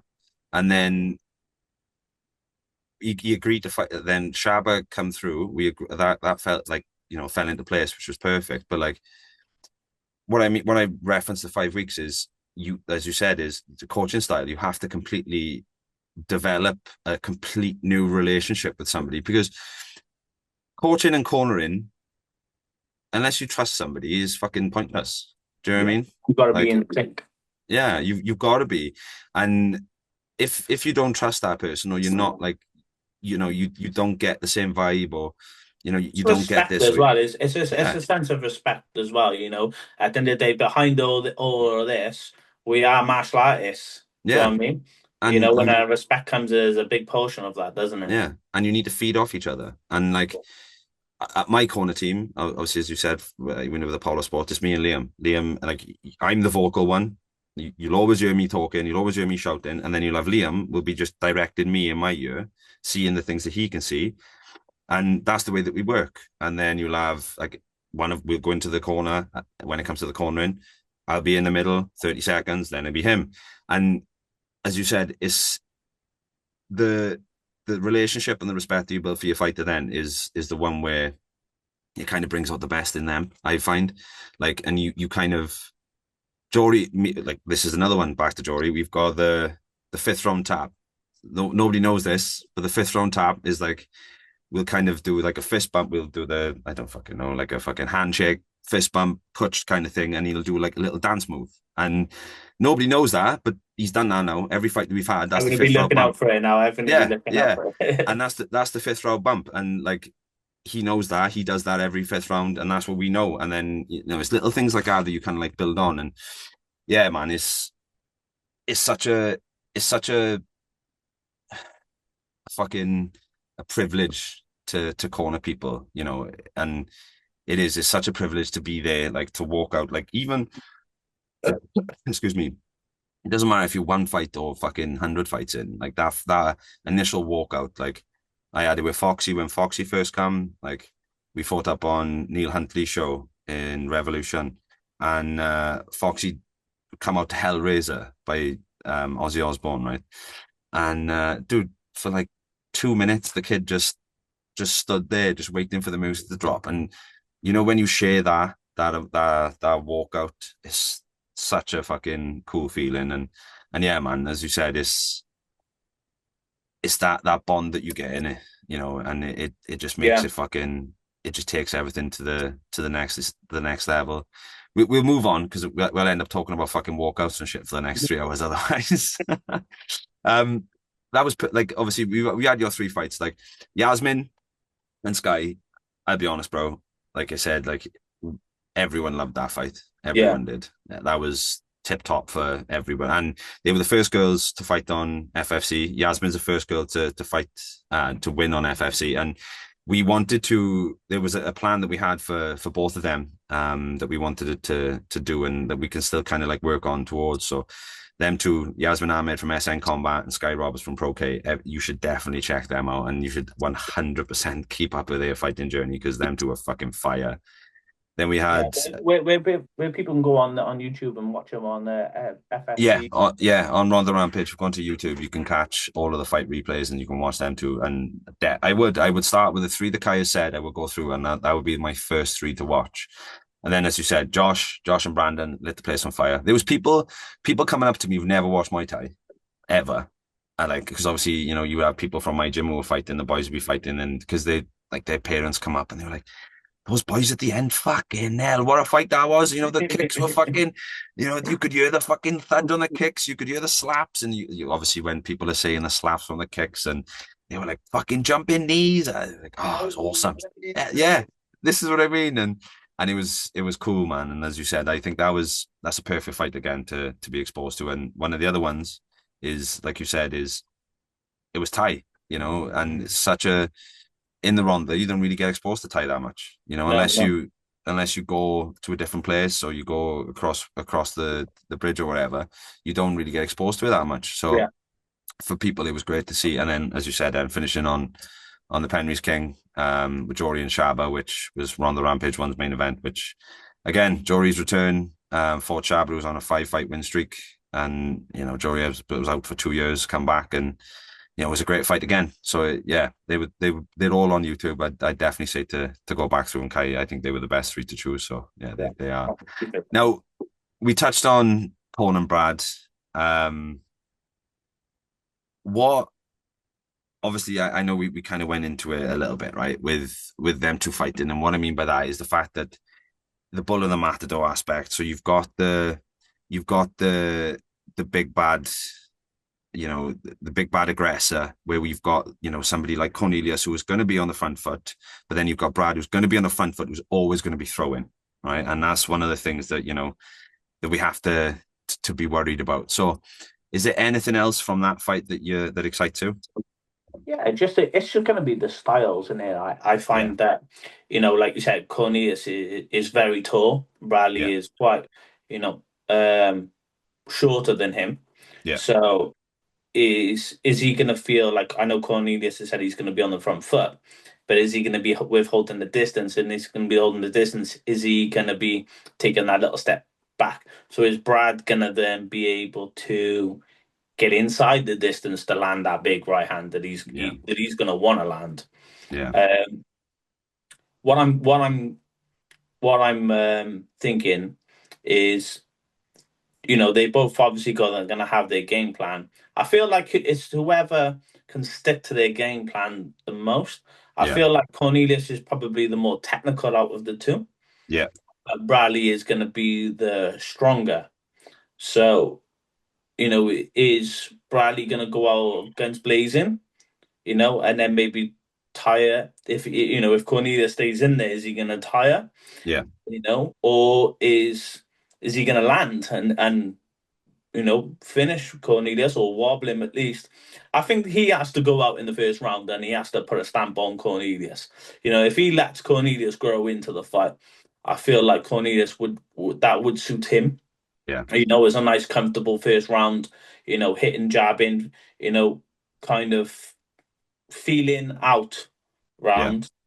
And Brad's got to go in there and put his authority on the first round. No, I get Um, you. but what I'm going to be looking for as my point of view is making sure that they stick to the rules like that. there was the thing in the Ash and the jewelry fight that they were very fingery. I'm Yeah, going to be making sure that these fingers now are going to be close fist because it's hybrid boxing. So there's no need to be having fingers open. There shouldn't be no parrying. There should be no slapping. It should be with the knuckle pads of the gloves. Do you know what I mean? So I don't want to be seeing fingers open because what we're going to have then is pokes in the eyes and stuff like that, and risk of injury, and yeah. then it being, you know, a disqualification or stuff like something like this. Um, Obviously, this being a title fight, No, yeah. it's not a title fight. Not a Oh, it's title fight. not, is it? No, Ah. no, Oh, no. sorry. No, sorry. Cornelius is the champion Yeah, of Cohen's the the 80 kilos. champion. Yeah. But Okay. but we do have a me and Liam have put together a little path, which Okay. so there's There's obviously a step of it. yeah, when you put in these two together, there's obviously going to be something at the end of it, isn't it? So, we've got a bit of an idea of what's coming next for them too. So, but like you said, you're dead on. One of the things I wanted to touch on, as you said about with the hands, right, is from Flow Fightwear's perspective, right? Now, I want to develop a glove. Like, do you remember the old Pride gloves? Do you Yeah. remember when they literally curved your fucking hand? Yeah. Like, Yeah. You full on couldn't curved actually your hand. straighten your hands out, could you? They was No, kind of bit like this. Like, yeah, so that's what everyone says this. Like obviously the UFC have been trying to do it for fucking years and whatever, but that's the thing that I want to do. I want to get it where we can kind of have that where the hands are covered. Even Joe Rogan said it. Even when you just cover the fingertips and keep the thumb out, maybe. Just cover the fingertips. You can't get poked in the eye. So then it's still the hybrid. You still got the 4 ounce over the knuckles. We got that leather that just covers the fingers, like the karate sparring gloves, with the bubble that only yeah. covers a certain point, Yeah. something like that. Because you're right, man. Who the fuck wants to watch a fight and then get see somebody get eye poked and then the fight's a DQ or a TKO because of an eye sorry, not TKO, sorry, DQ, straight DQ because of an eye poke, and then you've had this build up for fuck all, you know. Yeah.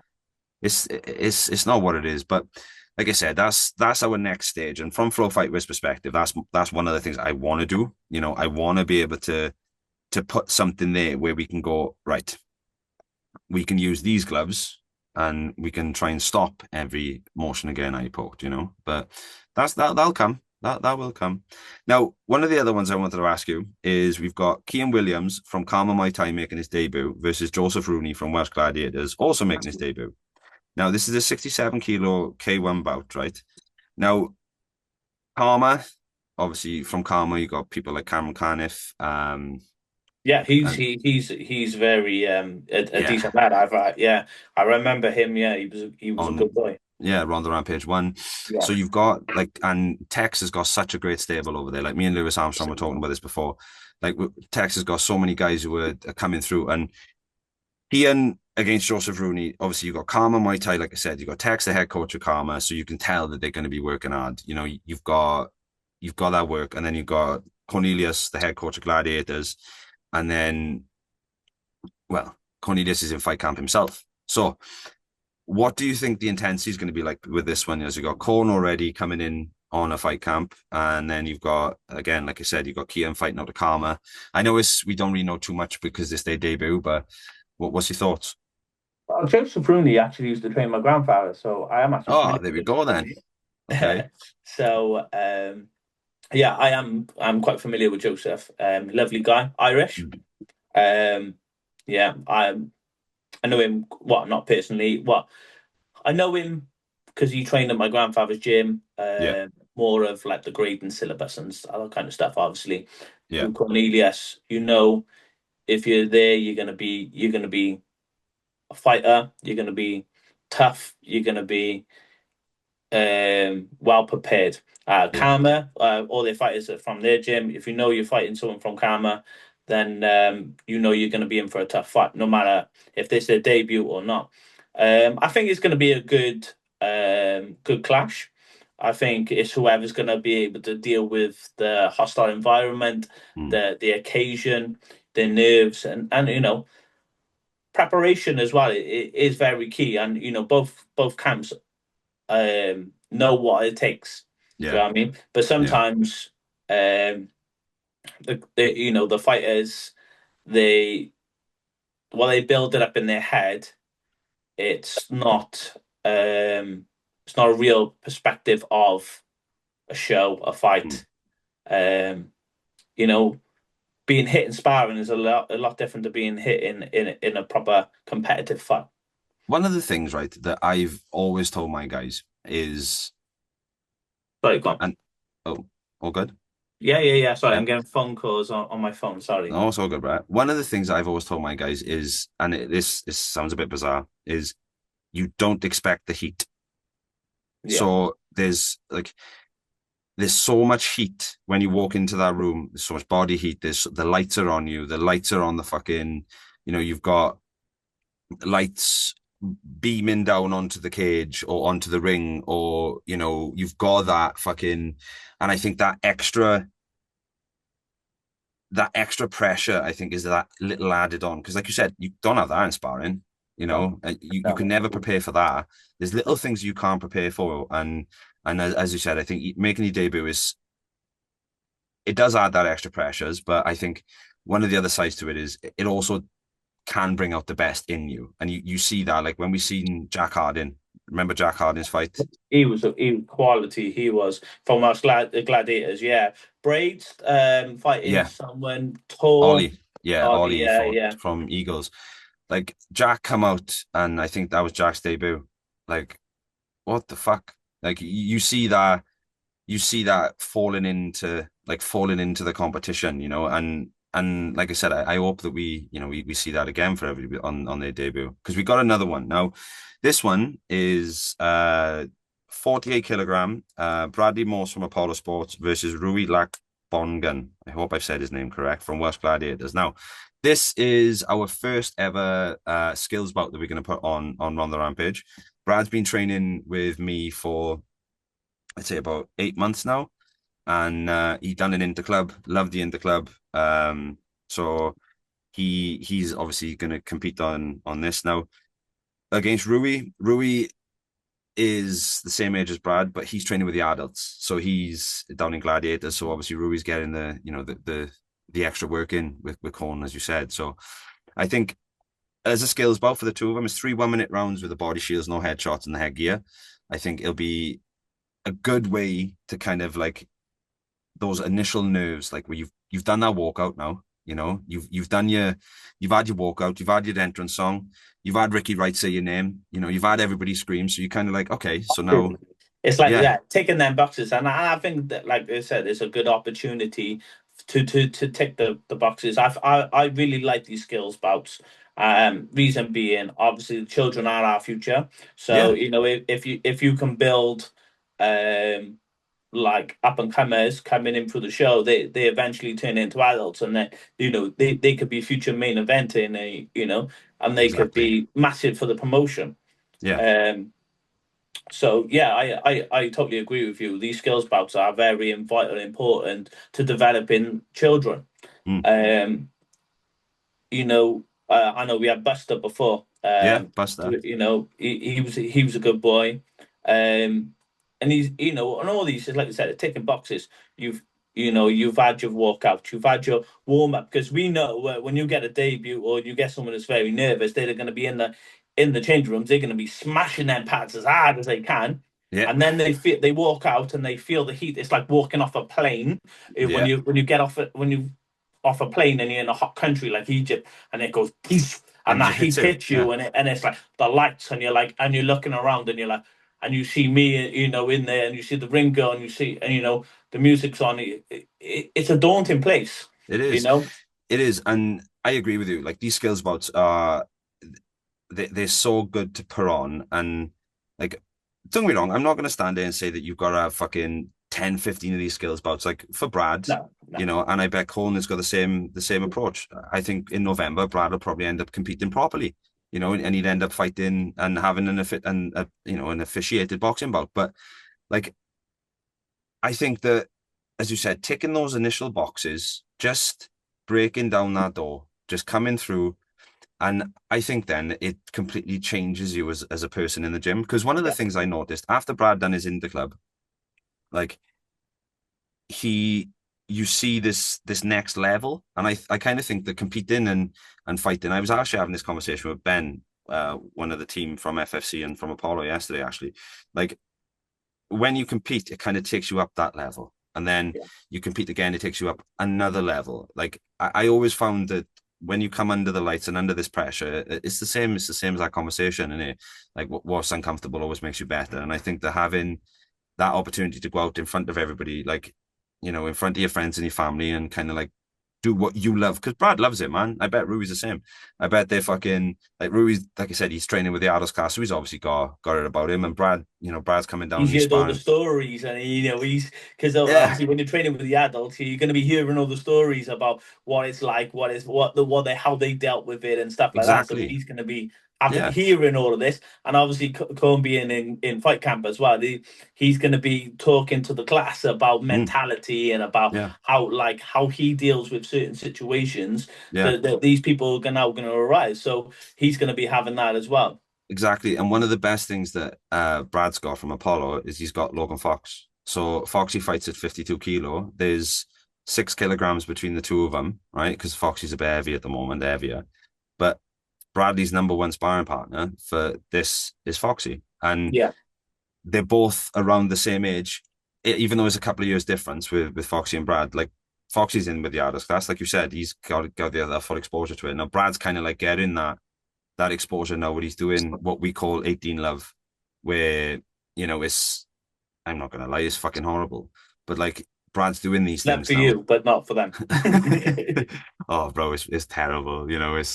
It's sparring, pad work, exercises, 6 minute rounds, and it's one of them. But like Brad's doing these now, and he's getting that exposure, and like you said, I think having that, knowing then that you're part of the camp, then you're part of the fight team, you're part of this. You're like, fucking hell, here we go. Like I got to turn up for the weigh-ins, and I got to be with the boys then, and I think I do. I think it adds a lot more to the team dynamic, and especially when you get guys, especially when you have close knit gyms as well. When everybody in a gym is close knit, like it just brings out the best in everybody, doesn't it? Yeah. You And know? as well, like obviously, coach yourself, and it's trying to remind them as well to enjoy the experience. Yeah, And that's what it's got to be. Is you know the like you said with the skills bouts, it's taking that pressure away from them, but they and they get to enjoy the experience a little bit more, and then mm, that'll build them then for the next one when they do have their proper bouts. Do you know yeah, what I mean? Then boxes are ticks, and they can understand it, and then they can enjoy it a little bit more instead of throwing exactly. them, feel like you're throwing them straight to the wolves. And that's one of the things that these skill bouts do. Interclubs and skill bouts, they are, I think, the perfect gap for it. Doesn't matter if you're 10 or fucking 50. If you want to compete, I Yeah. think these are the perfect ways to do it because, as you said, you're not getting thrown to the wolves. You're not just getting fucking, because it does happen. We know it. Oh yeah, he's 1-0. He hasn't fought for 10 years, but then he's fucking 36-2 as an amateur, Mm. and then you've got this fella who's proper working his bollocks off, thinking he's going in for a fair fight to the next, and he's coming up against fucking, and it's one of them in it. But Well, like I this said, is what I can say about Rhondda Rampage is all the coaches and you're dealing with are all trustworthy, and exactly. I've been upfront and honest. We haven't come across anything No, that's been um, anything like that. So no, I know no. you're talking about it. I just wanted to put it Yeah, across. So we haven't experienced that in Run Rampage. So if you haven't been part of Run Rampage and you want somewhere trustworthy, where fighters are going to get the best opportunity and exposure and everything else, speak to and yourself. yeah, because I agree with that, and like I said, back to the blowing smoke up Liam's ass. Like he does the work. Do you know what I mean? Like he does speak to the coaches, does speak to the teams, and does find out everything he can. He's not just, oh yeah, okay, thank you, I'll take this and I'll do that, and as you said, that's one of the things that we want to do. We always, always want 50-50 fights. We don't want this fucking, because I hate it, man. Like I've seen it. You know what it's like when you're on Instagram, you scroll through something and like it happens. Like we said, we referenced something that happened before on the last show. But that's for us. That was the one thing that's ever happened. It's a learning curve. Then we got catfished in all honesty, and like we've made sure like we've learned from that. So it's like right, okay, let's do this now. Let's do this. Yeah. And the other side is we're quite early in this now. This is our fourth one coming up now, May the 25th, and as I said, I think that we've never, except that one, we've never had any fuck ups on the matching, and I think that's one of the best things, as you said, with the show is we give everybody the opportunity because everybody's fair and everybody's fucking telling the truth, isn't it? Yeah, well, this hence is why I said about the full exposure. Yeah, You're interviewing these people, you're getting to know, you're giving the public and their opponents. So, you don't think that their opponents are Bradley's going to be watching Cornelius' thing, so they kind of have an exposure there. So if there's anything that's maybe untruth or things, it's going to come out in there. It's going to come exactly. out in their interviews and stuff like Yeah, that. So, or if they've said one thing and now they're saying another, it's kind of all which one the thing. yeah. So other people don't have that exposure, so it's kind of all hidden behind wraps. Like, Yeah. do you know what I mean? No, I do. Yeah, like I said, we see it all the time. Um, on shows and stuff like that, where people are traveling and they're not getting the fair crack of the whip. Yeah. But going, Rhondda Rampage is doing well and having had no problems and stuff like that. And even though you guys are fairly new, you're putting all the work in. And like I said, everything that we've spoken to, it's not free, is it? You're No. putting it's all expense Yeah. from the videography, from the videos, the ring, the judges, the officials, the WMA officials, Yeah. the referee, the belts, the trophies, the medals, or what all of these things are expensive. The venue, do you know what I mean? The security, people don't see all of this expense. Do Mm. you know what I mean? And you know you're relying it, you put all that money up front, and then you don't get that money back until the tickets. And obviously it's doing very well in the tickets section, which is great. Do you know what I mean? But you've still then got to all that ticket money has to pay off all of these things because all your overheads. Do you know Yeah. what I mean? So people don't see that. This is time out of your day that you could have been Mm. working, you could have been doing stuff.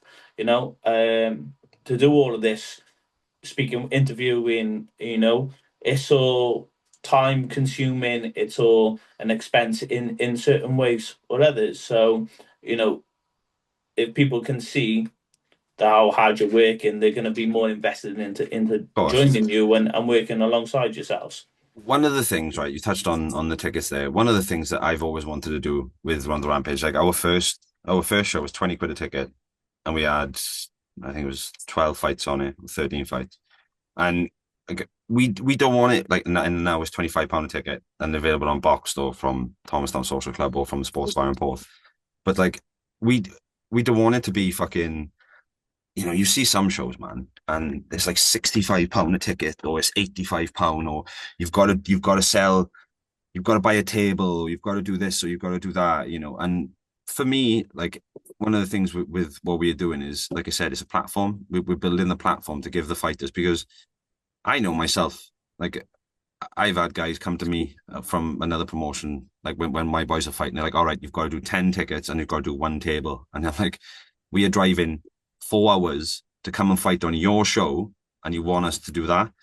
Yeah, So that's why we wanted to keep it as at an affordable price point, like where, and not just that, what else do you want to do on a bank holiday Sunday? Do you know what I yeah, mean? Like, yeah, come on. yeah, And not, Thomastown Social, like a couple of other things that, just before we move on, right? Like with the social club, it's cheap. And then one of the best things is we have the Welsh Italian Pizza Company, who come in and they set up outside the venue. So we've got food running all day, and then we've also got Abby's Cakery coming up, who's going to be doing like patties, pasties, but they cakes. were there outside there last time. Yeah, The pizza shop was, yeah, and yeah, then yeah, Abby's, yeah. It was yeah, good. and Abby's is Level. new, and we've got these opportunities where, like I said, it's more of a day out more than it is just an evening, and that's what we're trying to push. Like there's there's things I can't even say about that we're working on. Like there's things that that fucking the shows like big professional like boxing shows are doing that we are trying to work on. Like I'm trying to organize, something extra for in between. I'm trying to organize these extra Trying to bite walkouts. your tongue now, you know, I trying to am, give bro. away It's too much. fucking Yeah, hard. Like it's fucking I hard. know. But like I'm trying to do these extra things because, as I said, like, and as you pointed on at the start, that feeling that you have, when you're competing and it's your moment, Yeah, as a fighter, it's your fucking moment. That when they call your name until the end of that fight, it's your fucking moment. It may only be 12, 15 minutes, but nothing else in the world matters except what's going on with it. And yeah. that's our push. Like, And the thing is as well, like you bring in, this it's a massive expense, but the fighters they need the support. They want their friends, their family, all there to share that moment with them. of course, So at the end of the day, if you get to celebrate the win, you get to celebrate the experience, you get to celebrate thing, or you can be there. At the end of the day, if it wasn't their night, you can be there to help support them. yeah, When they're upset, and stuff like that, but you can't do that, sat at home. If no, you want to be part of people's journeys and you want to help people, you need to be there with them and yeah, supporting them. And no matter what, every fighter, um, that like when I used to fight, people say you can block up the noise. Yeah, but you can't block up that crowd. Do you know no, what I you mean? can't, When you when you got can't. people chanting your name, it makes you feel superhuman. Do Yeah, you know what I it mean? does, it does. And for you to like, obviously, like it's like to reference into the local boys like Logan Cole, for example, when Logan made his return. And then you had from my gym, like all of his friends, they're all 17, 18, yeah, the younger like lads, and they were fucking going wild. And then you see his missus crying in the audience, and you see all of this, and you see how emotional it was for him. Fucking hell, there's that photo of when you're lifting Logan's arm and Logan collapses down, and then you got me Yeah, around his back. yeah. It's like, as you said, you can't be a part of that unless you're there. And the other one is fight shows, they're so different now. I remember when I used to fight, man, like fucking, it was such a weird feeling. Like you'd walk into this big fuck off like sports center. There's a cage in the middle of the sports center, and then you've got, just I don't know. It was just weird. It was always that like daunting, but then at the same time, I was younger and stuff. But like one of the things that we're trying to push is, like I said, it's your moment. Do you know what I mean? So it's like that's what we want. We want it to be your moment where you do everything and you get to enjoy as much as you can. Yeah, man. Like I said, I'll be And yeah, honest. it's the best. Like, yeah, at the end of the day, it's even like I said to you from the start. When you come to one of the shows, you're being treated like a professional. Mm, And you're being looked after. You're around the things. We haven't touched on the medics and the doctors and stuff like that. Like, they're all certain things there's got to be criteria. yeah, For holding a show. And you've got the best people in there doing it. Um you've got officials, you've got medics, and you've got, even staff team. Like there was one fight, if you remember, the crowd was going mental. They were knocking the barriers over. yeah, So I mean, they were going in, and the security, it's a lot going on. But you will never get another feeling like it, will you? no, You know that no, that that that photo, like you said with Logan Cole, that's a memory you'll have for your yeah, life. Do you know what I yeah. mean?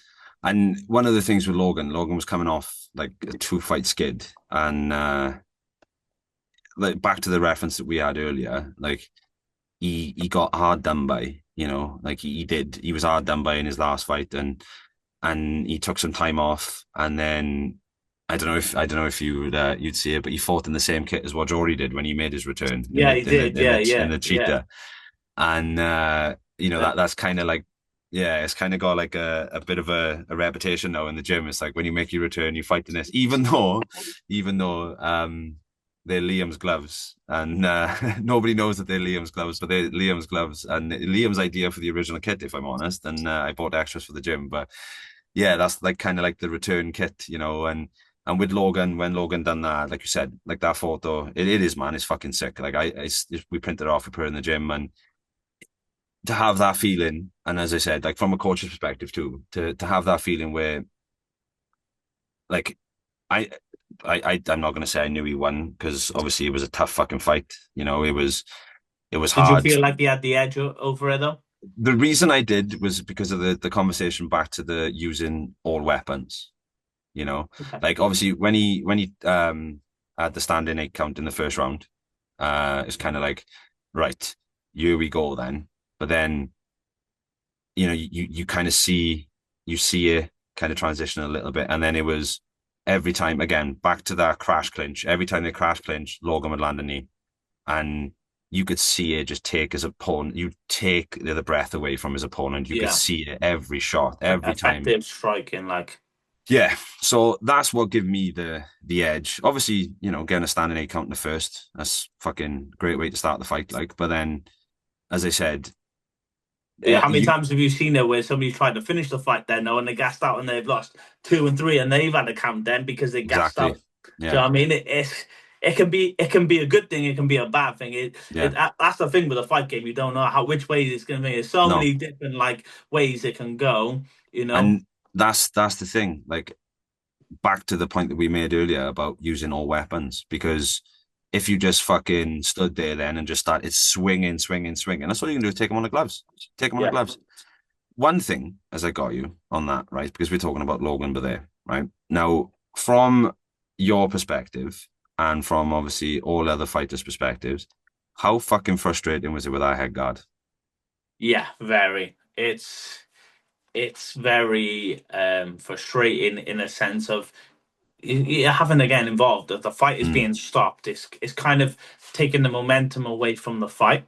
yeah, You know, like if you look at Logan's head guard, he had a top 10 head guard. yeah. Do you know what I mean? So if anyone's looking at head guards, they are the best head guards for safety and for not moving because they're the rubber ones and they're very tight to your They're face. just They stuck to your face. they are stuck, yeah. So if your fighters has to wear a head guard, they're the ones that we recommend Yeah, um, people to use. It's hard as a referee to you can turn around and say, I want people to do this, I want people to do that. But are they going to actually do that? I've been at a show where you're not allowed to wear shorts when you're doing kickboxing, kicks above the waist. Do you know what I mm, mean? And then they're wearing tie shirts, and you're like, you think we had a show, you know what I mean? The gum shield. You yeah, get somebody. I tell them at the start before any other fights. Only I tell them we have a meeting with all the officials, a meeting with all the coaches and all the fighters. Come out, be prepared. Do you know what I mean? And you're gonna have these people. But if experienced, corners and experienced coaches know, like, have your stuff prepared. If you yeah, if you've got if you're wearing a head guard, make sure you wear an appropriate head guard. A top 10. We don't want to see people with boxing head guards on because in K1, if someone drops an axe kick on your head, do you know what I mean? yeah, There's no protection on there. Do you know what I yeah. mean? And it's a boxing head guard. It's for boxing. It's not for kickboxing or K1. But so obviously we don't want people swapping and changing their guards and and kind of stuff. It's kind of like I said, it ruins momentum of the fights, and that's something that as well that you have to bring for the coaches because I know coaches don't bring their own. Do Yeah. you know what I mean? That's Even what even with happened the in that skill one. belts. Do you Yeah. know what I mean? Because any accidental hits to the head and they haven't got a head guard on, do you know what I mean? It could be damaging to them. They're still Yeah. kids. They're still developing. You know, the last thing That, we want is someone to duck something, and a knee yeah. to the head and something like that.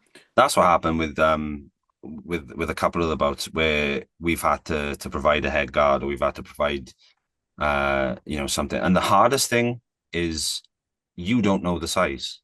Do you know what I mean? So like you said, you could turn up and I'm not saying like there's a massive size difference between headgear, but like you could wear a small in your gym, and then you turn up, and then you've got a fucking large Fatex one to wear on the fight, and then you know yourself that it's not going to fit, Yeah. and then you know yourself it's going to be a fucking And it nightmare. throws you off your fight as well. It's a distraction as well, isn't Yeah, it?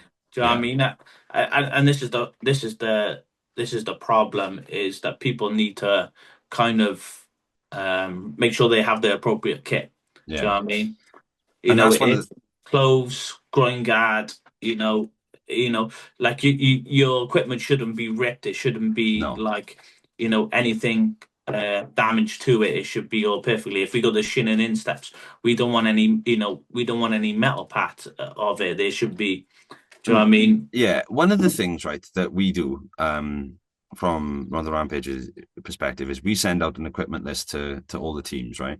Like obviously it's the same thing as what you had for the last one when we sent it to Yeah, you. Remember, it was yeah, just to like the rules, regulations, and all that type of stuff. And one of the things that really stands out to me when you go to shows is you have people who are wearing, everyone's got different names to them, so we just keep it kind of easy, right? So you've got the foam shin pads, which the slip-on sock shin pads, yeah, or yeah, you'll have people wearing the big fuck off leather sparring shin pads.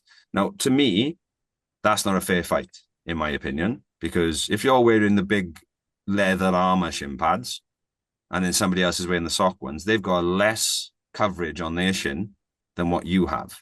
Now, that's one of the things we've always pushed, that we always make sure that everybody knows the right equipment. You have to make sure that it's the fair equipment, it's the right stuff, it's the same, like I don't know why that one is the biggest step off to me, because probably that if you're wearing thick, heavy leather, you could check all day.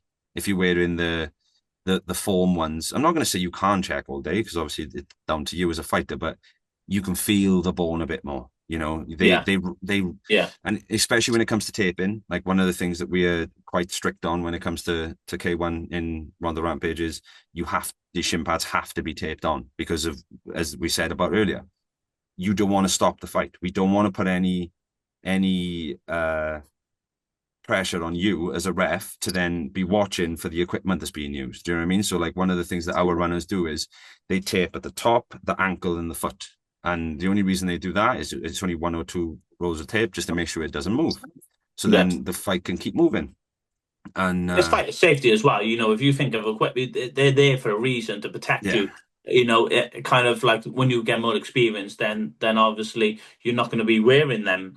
But if you're wearing shin and insteps, it's there to protect you. But if it's moving, it's not protecting you. Do you know what I mean? So at the end yeah. of the day, you got to look at it. Our first protocol is safety. Yeah, because one of the, like you've seen it, I've seen it myself. Like you have somebody who's wearing those sock shin pads, and they're 4 sizes too small for them, and the foam doesn't even cover the shin, Yeah, and then it's one of them. So that's one of the things with Rhondda Rampage that we do is we send out a full list of what you need to wear, what it needs to be. We even send images. We even carry spare equipment, like all provided by Fightwear through the promotion, just to make sure that everyone has got the fair, like I said, it's everything to make sure it's a fair fight. Because I, as a coach, I don't know why it irritates me so much, but it's one of the most annoying things in the world is when you see two people competing against each other and they're not wearing the same equipment. I yeah, just think, I yeah. just think it's not. It takes away from one of them. Do you know what I It's mean? like somebody wearing an 8-ounce glove and somebody wearing 12-ounce gloves. You know what I mean? Exactly, and it does. It's It takes away, and I think it takes away from the fight, the performance, and then also like everything with it. And that's one of the things I know is it's only to some people, it may only say, oh, it's only shin guards. It's not only shin guards though. This corresponds to every part of the equipment that we expect you to use. But the reason we're making a big point about the shin guards is because it's quite easy to make a point about, isn't it? Because obviously if you yeah, say about it, everyone knows about them, yeah. Um, no, I'll be honest, bro. One of the things that we covered at the start was obviously breaking down each discipline, and how a fan can understand what we look for as a promotion, as a ref, as an official, and as a fight fan as well. Also understand what you need to look for when you're watching on the outside. Is there any advice that you would give somebody who's just first time coming around the Rampage for at the end of the month? Is there any advice that you give them on when it comes to scoring a fight from their perspective? So you want about obviously a fighter.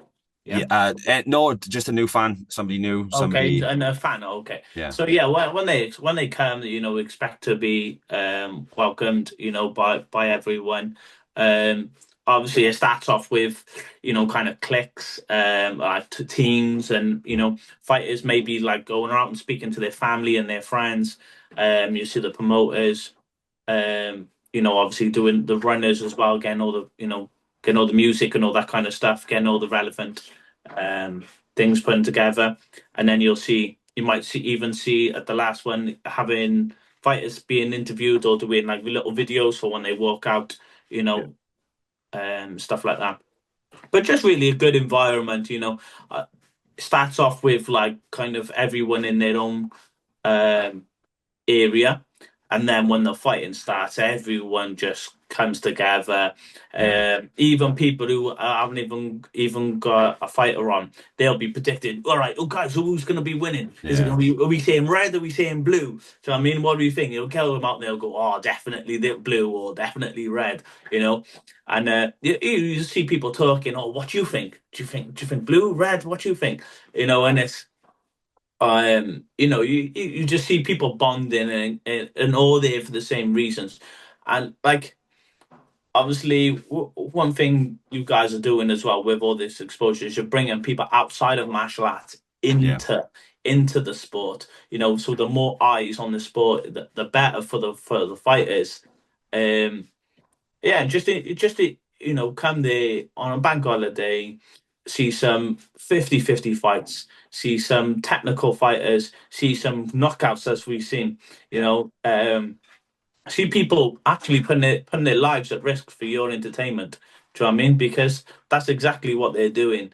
It's all there for your entertainment. yeah, Yes, they part enjoy it. Okay, we can't lie that people part enjoy it. The coaches enjoy it. yeah, Okay, but it's all for you guys to enjoy. Okay, while you're having a beer or having a wine or whatever it is, you can even have a coke, and the fighting could be your only naughty thing that you're having that yeah. night. Do you know what I mean? It's like we said, it's we're trying to expose something that trying to bring people in who are not within the martial arts community, trying to bring something in. Like that's the reason we stick in the bank holidays. Everyone hates it. Like, everyone's like, "Fuck's sake, you're doing another one on bank holiday," and Why? Why? What else are you going to be doing? Do you know what I mean? There's no you know, football. There's going to be no football on. there we go. In the evenings, you're going to be what are you going to be doing? Sat at home with your children eating a kebab. Do you know what I There mean? we go. And Get down to Tonnereval, down to Tylerstown, and come and watch people punch and kick and put it put all it on the all on line the for your line. Put it all entertainment. on the line. So coming to the end of this now, Brad, because I think one of the things, like I said, one of my main point, and we spoke about this from the start, was making it very clear for everybody to understand on how we deal with processes and how we, like one of the best part and my most enjoyable part of this conversation was hearing everything from your perspective on how we we judge, we officiate, and why we do it that way. And I think that people who aren't, as in depth in the combat community, I think now that they understand that, I think that they can kind of appreciate them more. And I think they'll be able to appreciate, they'll be able to appreciate what's on display. Because like we said, like there was people coming up to me and they're like, I have never seen a fight like Josh's and Brandon's, Yeah. and they're like, I've never watched Muay Thai, but it's probably the best thing I've ever watched. Yeah. Like, bro, like, there's the potential. See, I'll drop something. There's the potential that we can look at like 4 ounce Muay Thai. There's the potential that like these are the avenues that we can start working on.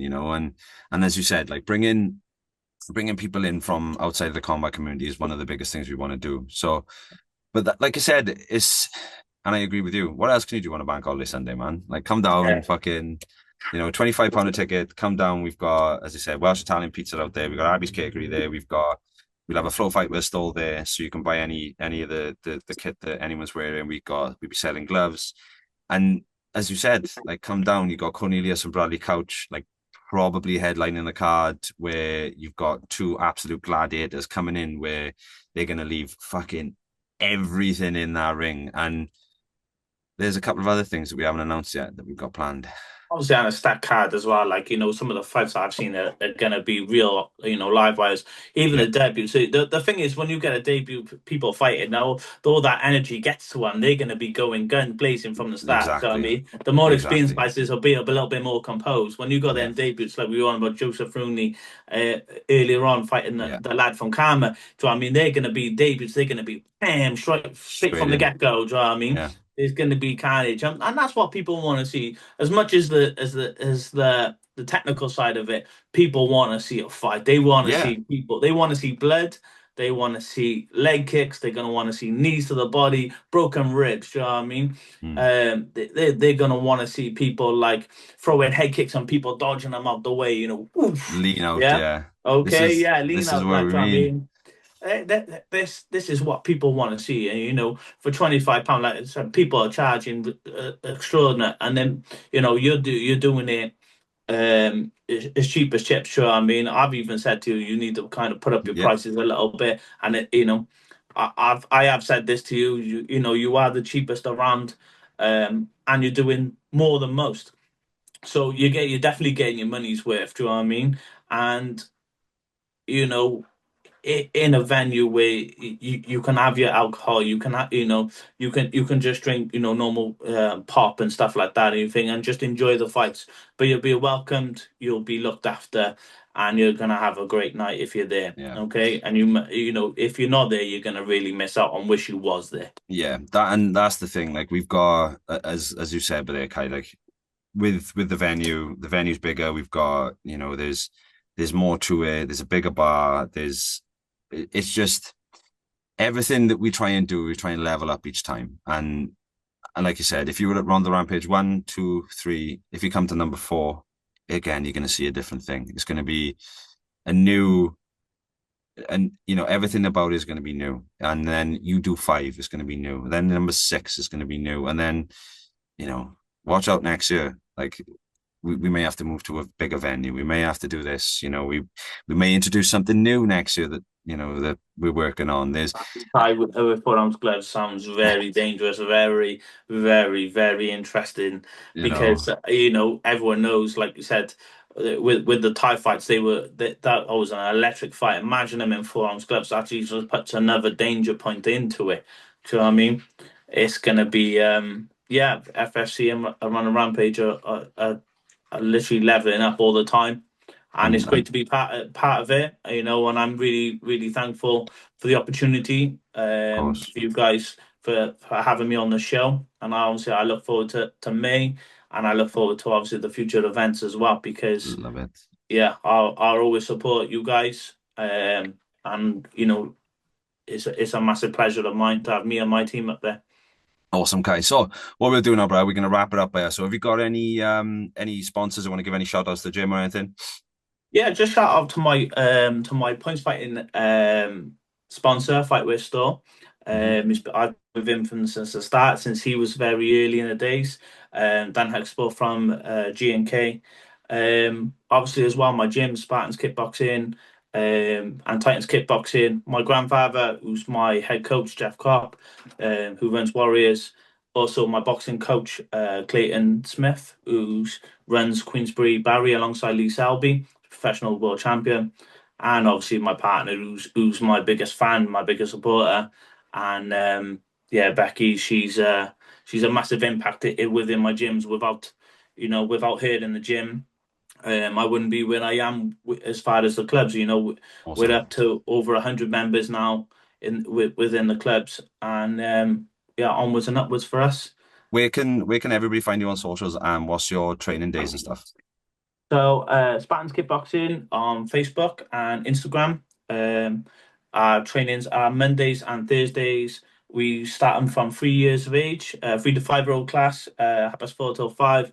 Then we have 6 to 12 year olds, then 5 till 6 in novice, intermediate and advanced kids. Then 6 to 12 is 6 till 7, and adults, teenagers and adults then or experience then 7 till 8, and that's for both Mondays and Thursdays. In Barry, we're in that Ritual Community Centre, and we're Tuesday 5 till 6 is beginners, from 5 till 12 then intermediates 6 till 7, and then teens and adults then 7 till 8, both Tuesdays and Wednesdays. And yeah, Awesome. everyone's welcome. We are a family-run martial arts gym. Myself and all my kids and my partner, we all train, and I'm really lucky to have my eldest daughter as a second degree black belt, a junior leader. Shout outs to her for passing her grading, and all of my other coaches. I'd like to mention one person, if that's okay. Of course, but mention who you Yeah. want, man. Mention who you want. I've got a young boy who's been training with me. His name's David Marden, and I don't know if you've had one kid, very similar. I'm sure you've had, but he was a very, very shy kid. Wouldn't leave his bedroom. Um, didn't really have many friends. He's been training with me now over a year. He trains with me in every class. He comes and helps me. He's 14, or maybe just turned 15. I think, yeah, he's just turned 15. He's been training with me just a year now, and he's been competing at the competitions and winning golds in points and like continuous. And I'm hoping, obviously, he's a future, goes into the full contact side of it. But he's since he's been training with me, he's developed into a more confident young lad. He's now got himself friends within the club. He's got himself a girlfriend. He's helping me in the classes. He can even actually stand on the front and take a warm up, and just seeing people develop like that is a massive achievement in myself. And my youngsters are all looking up to him. And Yeah. do you know what I mean? And this is why I'm do what I do, and this is why it's my full-time job. Did it, Is to inspire young children and people to be in better visions of themselves. didn't it choke you up? You know when you start talking about like just one of them. I had it with Logan Cole and I had it with Foxy. As soon as I started with Logan Cole, when I said about that photo, I started choking him straight away. But like it is, isn't it? It's so people the fucking the relationship that you have. Like I've got the exact same thing. I've got the exact same thing. Right? Like one of the boys come in, fucking, he wouldn't even speak to us. Like I'm not gonna say he wouldn't speak to us, right? But like he, he I don't know. It took him like 6 months to kind of come out of his shell. Now, now he's fucking I get immense. to Like set up. yeah, you know, and it's nuts that like I'm not saying it's just combat or whatever. You can be developed from football, from rugby, from fucking badminton. It can be developed from anything. But like I think with combat sports, the reason why it's that little bit more, and I think it gives you that little bit more, is because everyone gets broken down to the beginning of what they are, and then they get built back up to something new. And I think that when you're getting broken down to absolutely nothing alongside somebody else who's getting broken down, doesn't matter if they're fucking black, white, pink, 30, 13, fucking man, woman, it doesn't matter who they are, they're with you. And I think that's what develops, and I think that's what brings out the most in people. Like you go into martial arts, like MMA schools or Muay Thai gyms, and you'll have some 14, 15-year-old kid sparring with the 35-year-old, and they work together every week without fail because Yeah, they've clicked, and it doesn't matter about the age. It doesn't matter about, anything else. It just matters about what's going on in the gym. And like you said, brother, it develops and it brings out so much in people. Like I said, we've got it. I've got it. And, like with him, like I'm not gonna name him because he's still fucking I don't want to blow too much smoke up his ass, like if I'm honest, but like he knows it, like he knows he's come on, he knows he's progressed. Like he couldn't spar, excuse me, he couldn't spar for 6 months.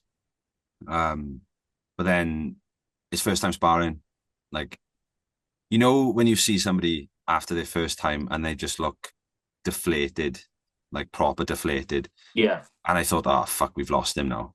I was like, yeah. You know what it's like. You know yourself as a coach. I bet you see it all the time in sparring. There's so many times where it's somebody's first time doing it, and then you're like, oh fuck, I think we've lost him now. yeah, But yeah, turns back up Monday. It's like, oh, what's happening, boys? And then you just see this complete switch into this chopsy little bastard, and you're like, all right, where have you come from now? yeah. And like you said, man, it's such a good feeling, and to be at the forefront of doing that, it like you said, it's not nothing better, is it? Yeah, because we're a prodigy of obviously your instructor and my instructor. Yeah. I'm quite lucky. My instructor is my grandfather. Do you know what I mean? And if we can pass on our knowledge and where we are, we've taught over hundreds of people. Do you know what I mean? But only a selected few stay. Do you know what I Yeah. mean? With you for the long haul. Do you know what I mean? And people go off to university or have jobs, have kids, and all these things, and we'll always be in contact. It's never really leaving on bad terms. Or if people leave my club, I wish them all the best. Do you know what I mean? And I want to see people succeed in life. Do you know what I Yeah. mean? And if I can help these people in a small part and help them, even if it's get a job that they never thought that they could have, or help them with the interview by building their confidence. Do you know what I mean? By martial arts can because it puts you in uncomfortable situations. Like an interview is an uncomfortable situation, so we're preparing people for life skills. Do Hmm. you know what I mean? By putting them in these situations, and that's why I think like martial arts has taught me, and I just want to pass it on to as many people as I can, and hopefully, when I'm older and when I'm retired and stuff like that, people, can pass on what they've learned from Yeah. myself, you know, and it goes on, and like I said, you're creating memories and opportunities for people with the promotions and with coaching as well and teaching, and I'm trying to do the same as well. And yeah, being the official, I get the same buzz with all them fights. They only fight one fight. I'm in the ring with every Yeah. fight as well, remember. Okay. And all them lights and all that heat, I'm in it from the start. Um, And you get the best seat in the house, mind. Oh, I do, I do, and yeah, like I said, I still feel the the feelings the fighters are feeling, Yeah. but I'm just not getting punched and kicked, so it's great anyway. The So en the touch wood, en Yeah, the energy's still here, like, but the bad part isn't like. yeah, but it's like So, everyone. I think we're kind of a situation where, you know, being hit and it's not the worst. It's not the worst part of it. I find that the worst part of it is I'm getting old and I just can't do the training to it. I just the yeah. injuries and that kind of stuff. The build up, the hours and hours on the road and in the gyms and stuff like that. My body just can't take it anymore. Mm. I'm getting old now. You know, so I love it. yeah. I love it. No, Kai, honestly, bro, I want to say thank you because, like I said, we ticked off everything that I wanted to go through, and like like I said, and as you said, doing these interviews and stuff is the reason that we're doing it is because I want everybody who comes to understand what we're looking for. I want everybody to understand, what you were looking for from your perspective. I want everybody to understand that, there's processes behind everything and there's a reason why we do things a certain way. And then not just that as well, like we broke down the scoring criteria. And even another thing, touching on the scoring criteria and referencing back to this pack that we send out, the fighter pack, we actually note down how we score fights in that. Because if you remember, like you said, I sent it to you to double check to make sure this you're happy with this. Yeah, So well, we had that. That's what I mean. People, we had these meetings and stuff where I come to the gym and we yeah, had these meetings and we went through it all. It's not just put together, copied and pasted no, off ChatGPT, is it? Do you know what I mean? It's actually thought process meetings and all the things going behind the scenes that yeah. people don't see. And that's one of the things that, like I said, that we wanted to do from Rhondda Rampage's perspective is we wanted to give everybody again that clear cut where you're like, right, so I'm gonna get scored for this, and then you've got no excuse now. Like you've read it, you've seen it, and then the other side is one of our it happened in the last one. One of our biggest things that we do is it seems every show that I've been to. Don't get me wrong, not every show is the same. But one of the biggest things that we do is our rules meeting. Our rules meeting is quite vigorous and it's quite fucking intense. Like we'll get you to stand right up on the ring so everyone can see you. Nobody is like a fucking school, it's like a school lecture. Everyone has to be quiet and has to listen to the teacher because that's pretty much what happens. And we go through everything. We ask, and I always ask the stupid questions that people want to ask that they don't want to ask because they're a bit worried about it. Yeah, Like, but no question is silly. At the end of the day, like when I stand up there and I'm there, I've got to stamp my authority. mm, But I've also got to be people for people to approach and speak to me. Do you know what I mean? uh, In a sense of if they're unsure about something. Do you know what I mean? Like we could talk about raps. Do you know what I yeah, mean? Like people building up stuff on in their hands. We have a certain way that we do it. You can put the wraps on. You can put tape through your fingers, but there's no build up of the knuckles because we don't mm, want anyone to gain an advantage. They have to yeah. be signed off by myself or by one of the officials. Do you know what I mean? And then obviously we check your equipment when you're in the ring as well. Do you know what I mean? And that's what I mean with the when I said the silly questions part. Is just like I'd say, like I'd bring it up. I said, right, show us your equipment now, or if you think that it's got a hole in it, or even if you think that it matches to anything that we've said already, like come and see Yeah, us straight away. Do you know yeah, what I mean? like the Like, padding's gone or anything like yeah. that. And thought, like, do you know what I mean? And as you said, like there's a reason back to it. There's a reason why we do it. One, and you hit the nail on the head, but I should have said that from the start, is respecting your authority because you have to understand and reference back to it is when people are fighting, it doesn't matter if you're fucking the promoter, head coach, it doesn't matter who the fuck you are. The person in charge is you on that. Whoever's the referee is and the official team. And as you said, that's the way it is. And like you said, like I've had a bollock off you, Yeah. and Well, there's if no you remember, I sent a corner yeah, person there's no pull punches. away from the ring because Yeah, at the end of the day, I put out the rules at the start of the things, and no banging on the things because. First of all, I don't need the distraction because if I'm yeah, looking at where that bang is and someone takes a hit, do you know what I mean? By the time I turn back, they might take two or three punches which are unnecessary. Do you know what I yeah, mean? of That you course. might be distracting the medical team. Do you Yeah, know what I mean? You know, there's lots of you might even be distracting a fighter. It's like cameras, people video recording, lights and stuff like that. Like they can be distracting. Do you know what I mean? So we have to make sure that you know that the fighter safety is first yeah. and paramount. Always, and that's one of the things that we will do, and we always have been with Rhondda Rampage. Is we're very clear on how to deal with things like you see in Rhondda Rampage 1, 2, and 3. If you stopped it, like you even see it with Brad when Brad got knocked out. I'm holding myself from coming across because I know that I'm not a doctor. So like I obviously the first thing I want to do is make sure my fight is okay, but then we've got a strict procedure that if any fighter needs doctor's attention, the first thing that happens is the doctor goes to him. The coach has to wait until the coach is, I'm not going to say welcomed over, but called over, just Yeah, to yeah. because Well, just accept it and say now you yeah, can come because yeah, you're going to be wanting. Sorry, waiting for that referees or the medical team to turn around mm, and say, you can come in now. Do you know what I mean? At the exactly, end of the day, I'm part of that medical team because I'm first response. I'm the first yeah, one that's on the thing. My job then is to make sure that fighter is in a safe environment and a mm, safe condition then before the medical team, the doctor or the paramedic to come in there and then take over from me. Do you know what I mean? exactly, and Um, that's the thing because.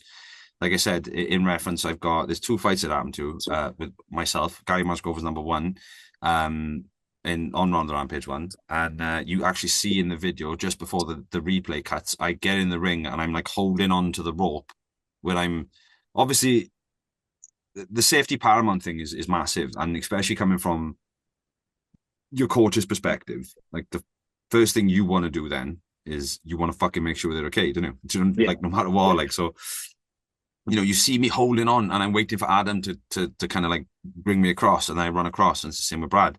You see me get in the ring straight away and I'm still holding on and I'm waiting to, for the arm to kind of like bring me across. But again, like that's back to the reference we were making with the doctors is like safety is paramount and there's a reason why, we have the rules meetings the way that we do Yeah. and there's a reason why you have as a coach and as a fighter you have to respect the officials' decision and everything that they Also, say. also as well, I also when I have a chat with the medic team because being a fighter myself and actually I've been knocked out and being a thing, and you wake up. the first person you want to see is a familiar face. Yeah, So it's yeah, always good to have the corner people there because they know the fighter best, and they, if they wake up and there's nobody they know that's around them, they don't know what's going on. They've been hit, and and they see them, the doctor, they see the referee, and they don't, and they see the lights, and they're like, they start to panic. Do you know what I mean? And in that situation, I felt like having somebody who's a familiar face to me, that was my coach or, yeah, so on. I kind of like can speak to them and then they can speak to me, and it's kind of like it's that safety net, if that yeah. makes sense. And So, yeah, I totally agree with that. That's a very valid point. That is that like if you get brought back round, you don't want to be waking up to some fucking rando that you've never seen before. And yeah, no, that's a very valid point, guys. And one of the biggest things with that is, like you said, you know the fighter, so you know that like how to appreciate like approach that wake up then. So you know that you're not going to be fucking, well, you you've got know, to work with the medical team. At yeah, the end of the day, if they've got asthma or they've got something this thing you're going to be familiar with. yeah, Obviously, the medical team they sign a form and they fill out the form anyway, so they should be thing. But it might just be they look at that form, they sign it, but they not memorize that no, thing. You could tell and say, right, remember that this person's got asthma, and mm, the medical team might click then and go, oh, okay, we have to deal with this a different way. So the procedure is, when the fighter goes down, I'm first responsible. When the medical team takes over, I'll take a step back and then I'll call the corner team in, yeah, and I'll take that step back. Because you, like you said, you don't want loads of people in that ring. And when that fighter is being seen by the medical team, I'll make sure the other fighter is okay. Because also as well, the last thing you want is that person kicking off or screaming or do you know what I mean? The thing it should be respectful. yeah. I'll say to him, let be respectful, wait by ear. Do you know what I mean? Because Wait until it's done, innit? Like wait yeah, yeah, until, yeah. You've got your highlight.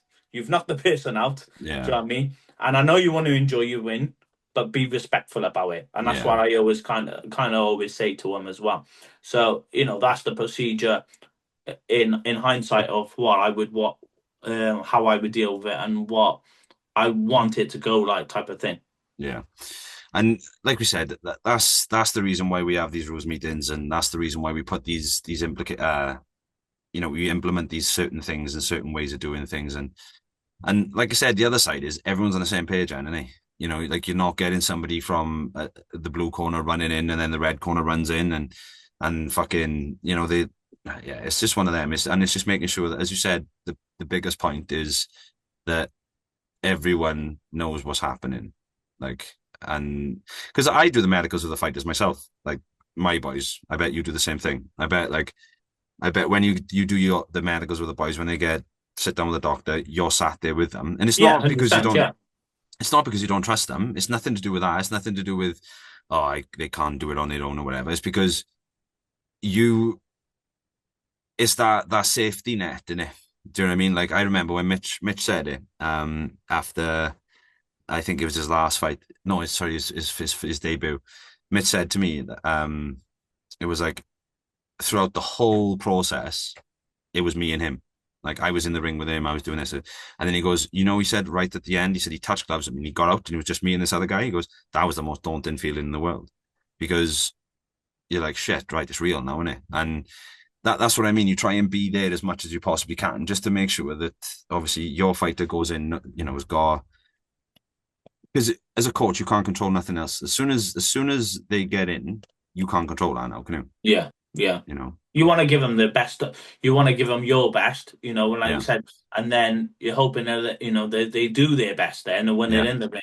And at the end of the day, you can do everything with them leading up to the fight, and then when you touch gloves, okay, your job is not done because obviously you still got to coach them, but that right now you're on your own.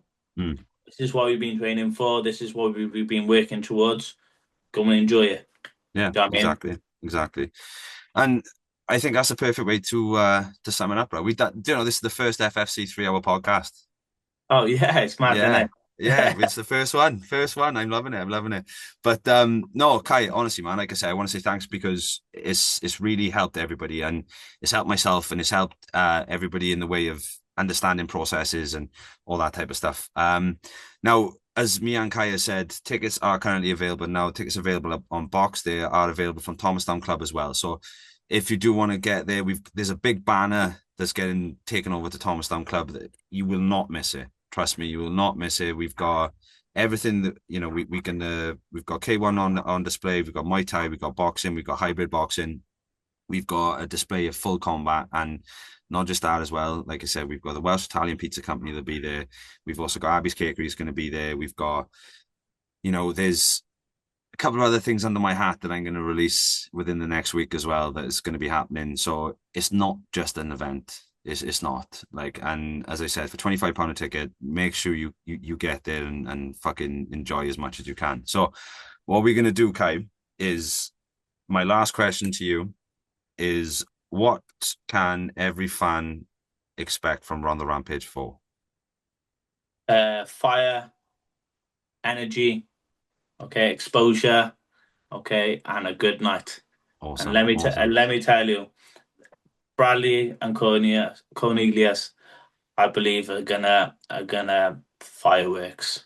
Are gonna be fireworks. Fireworks. And I will see everyone on May the 25th.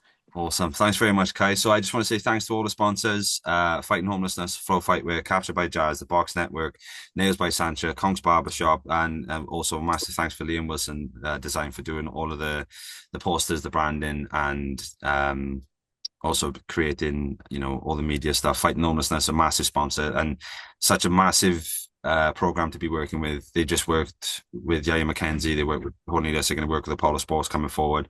Flow Fightwear, all of the kit's going to be made by Flow Fightwear on the night as well. So, as we said, tickets are available on Bokst. Tickets are also available on Thomastown Social Club, and they're also available from Porth's Sports Bar. So, thanks very much, guys. Thanks for listening. Caie, thanks very much once more, Brad. Yes, I really guys. appreciate it. Awesome. Thanks, guys.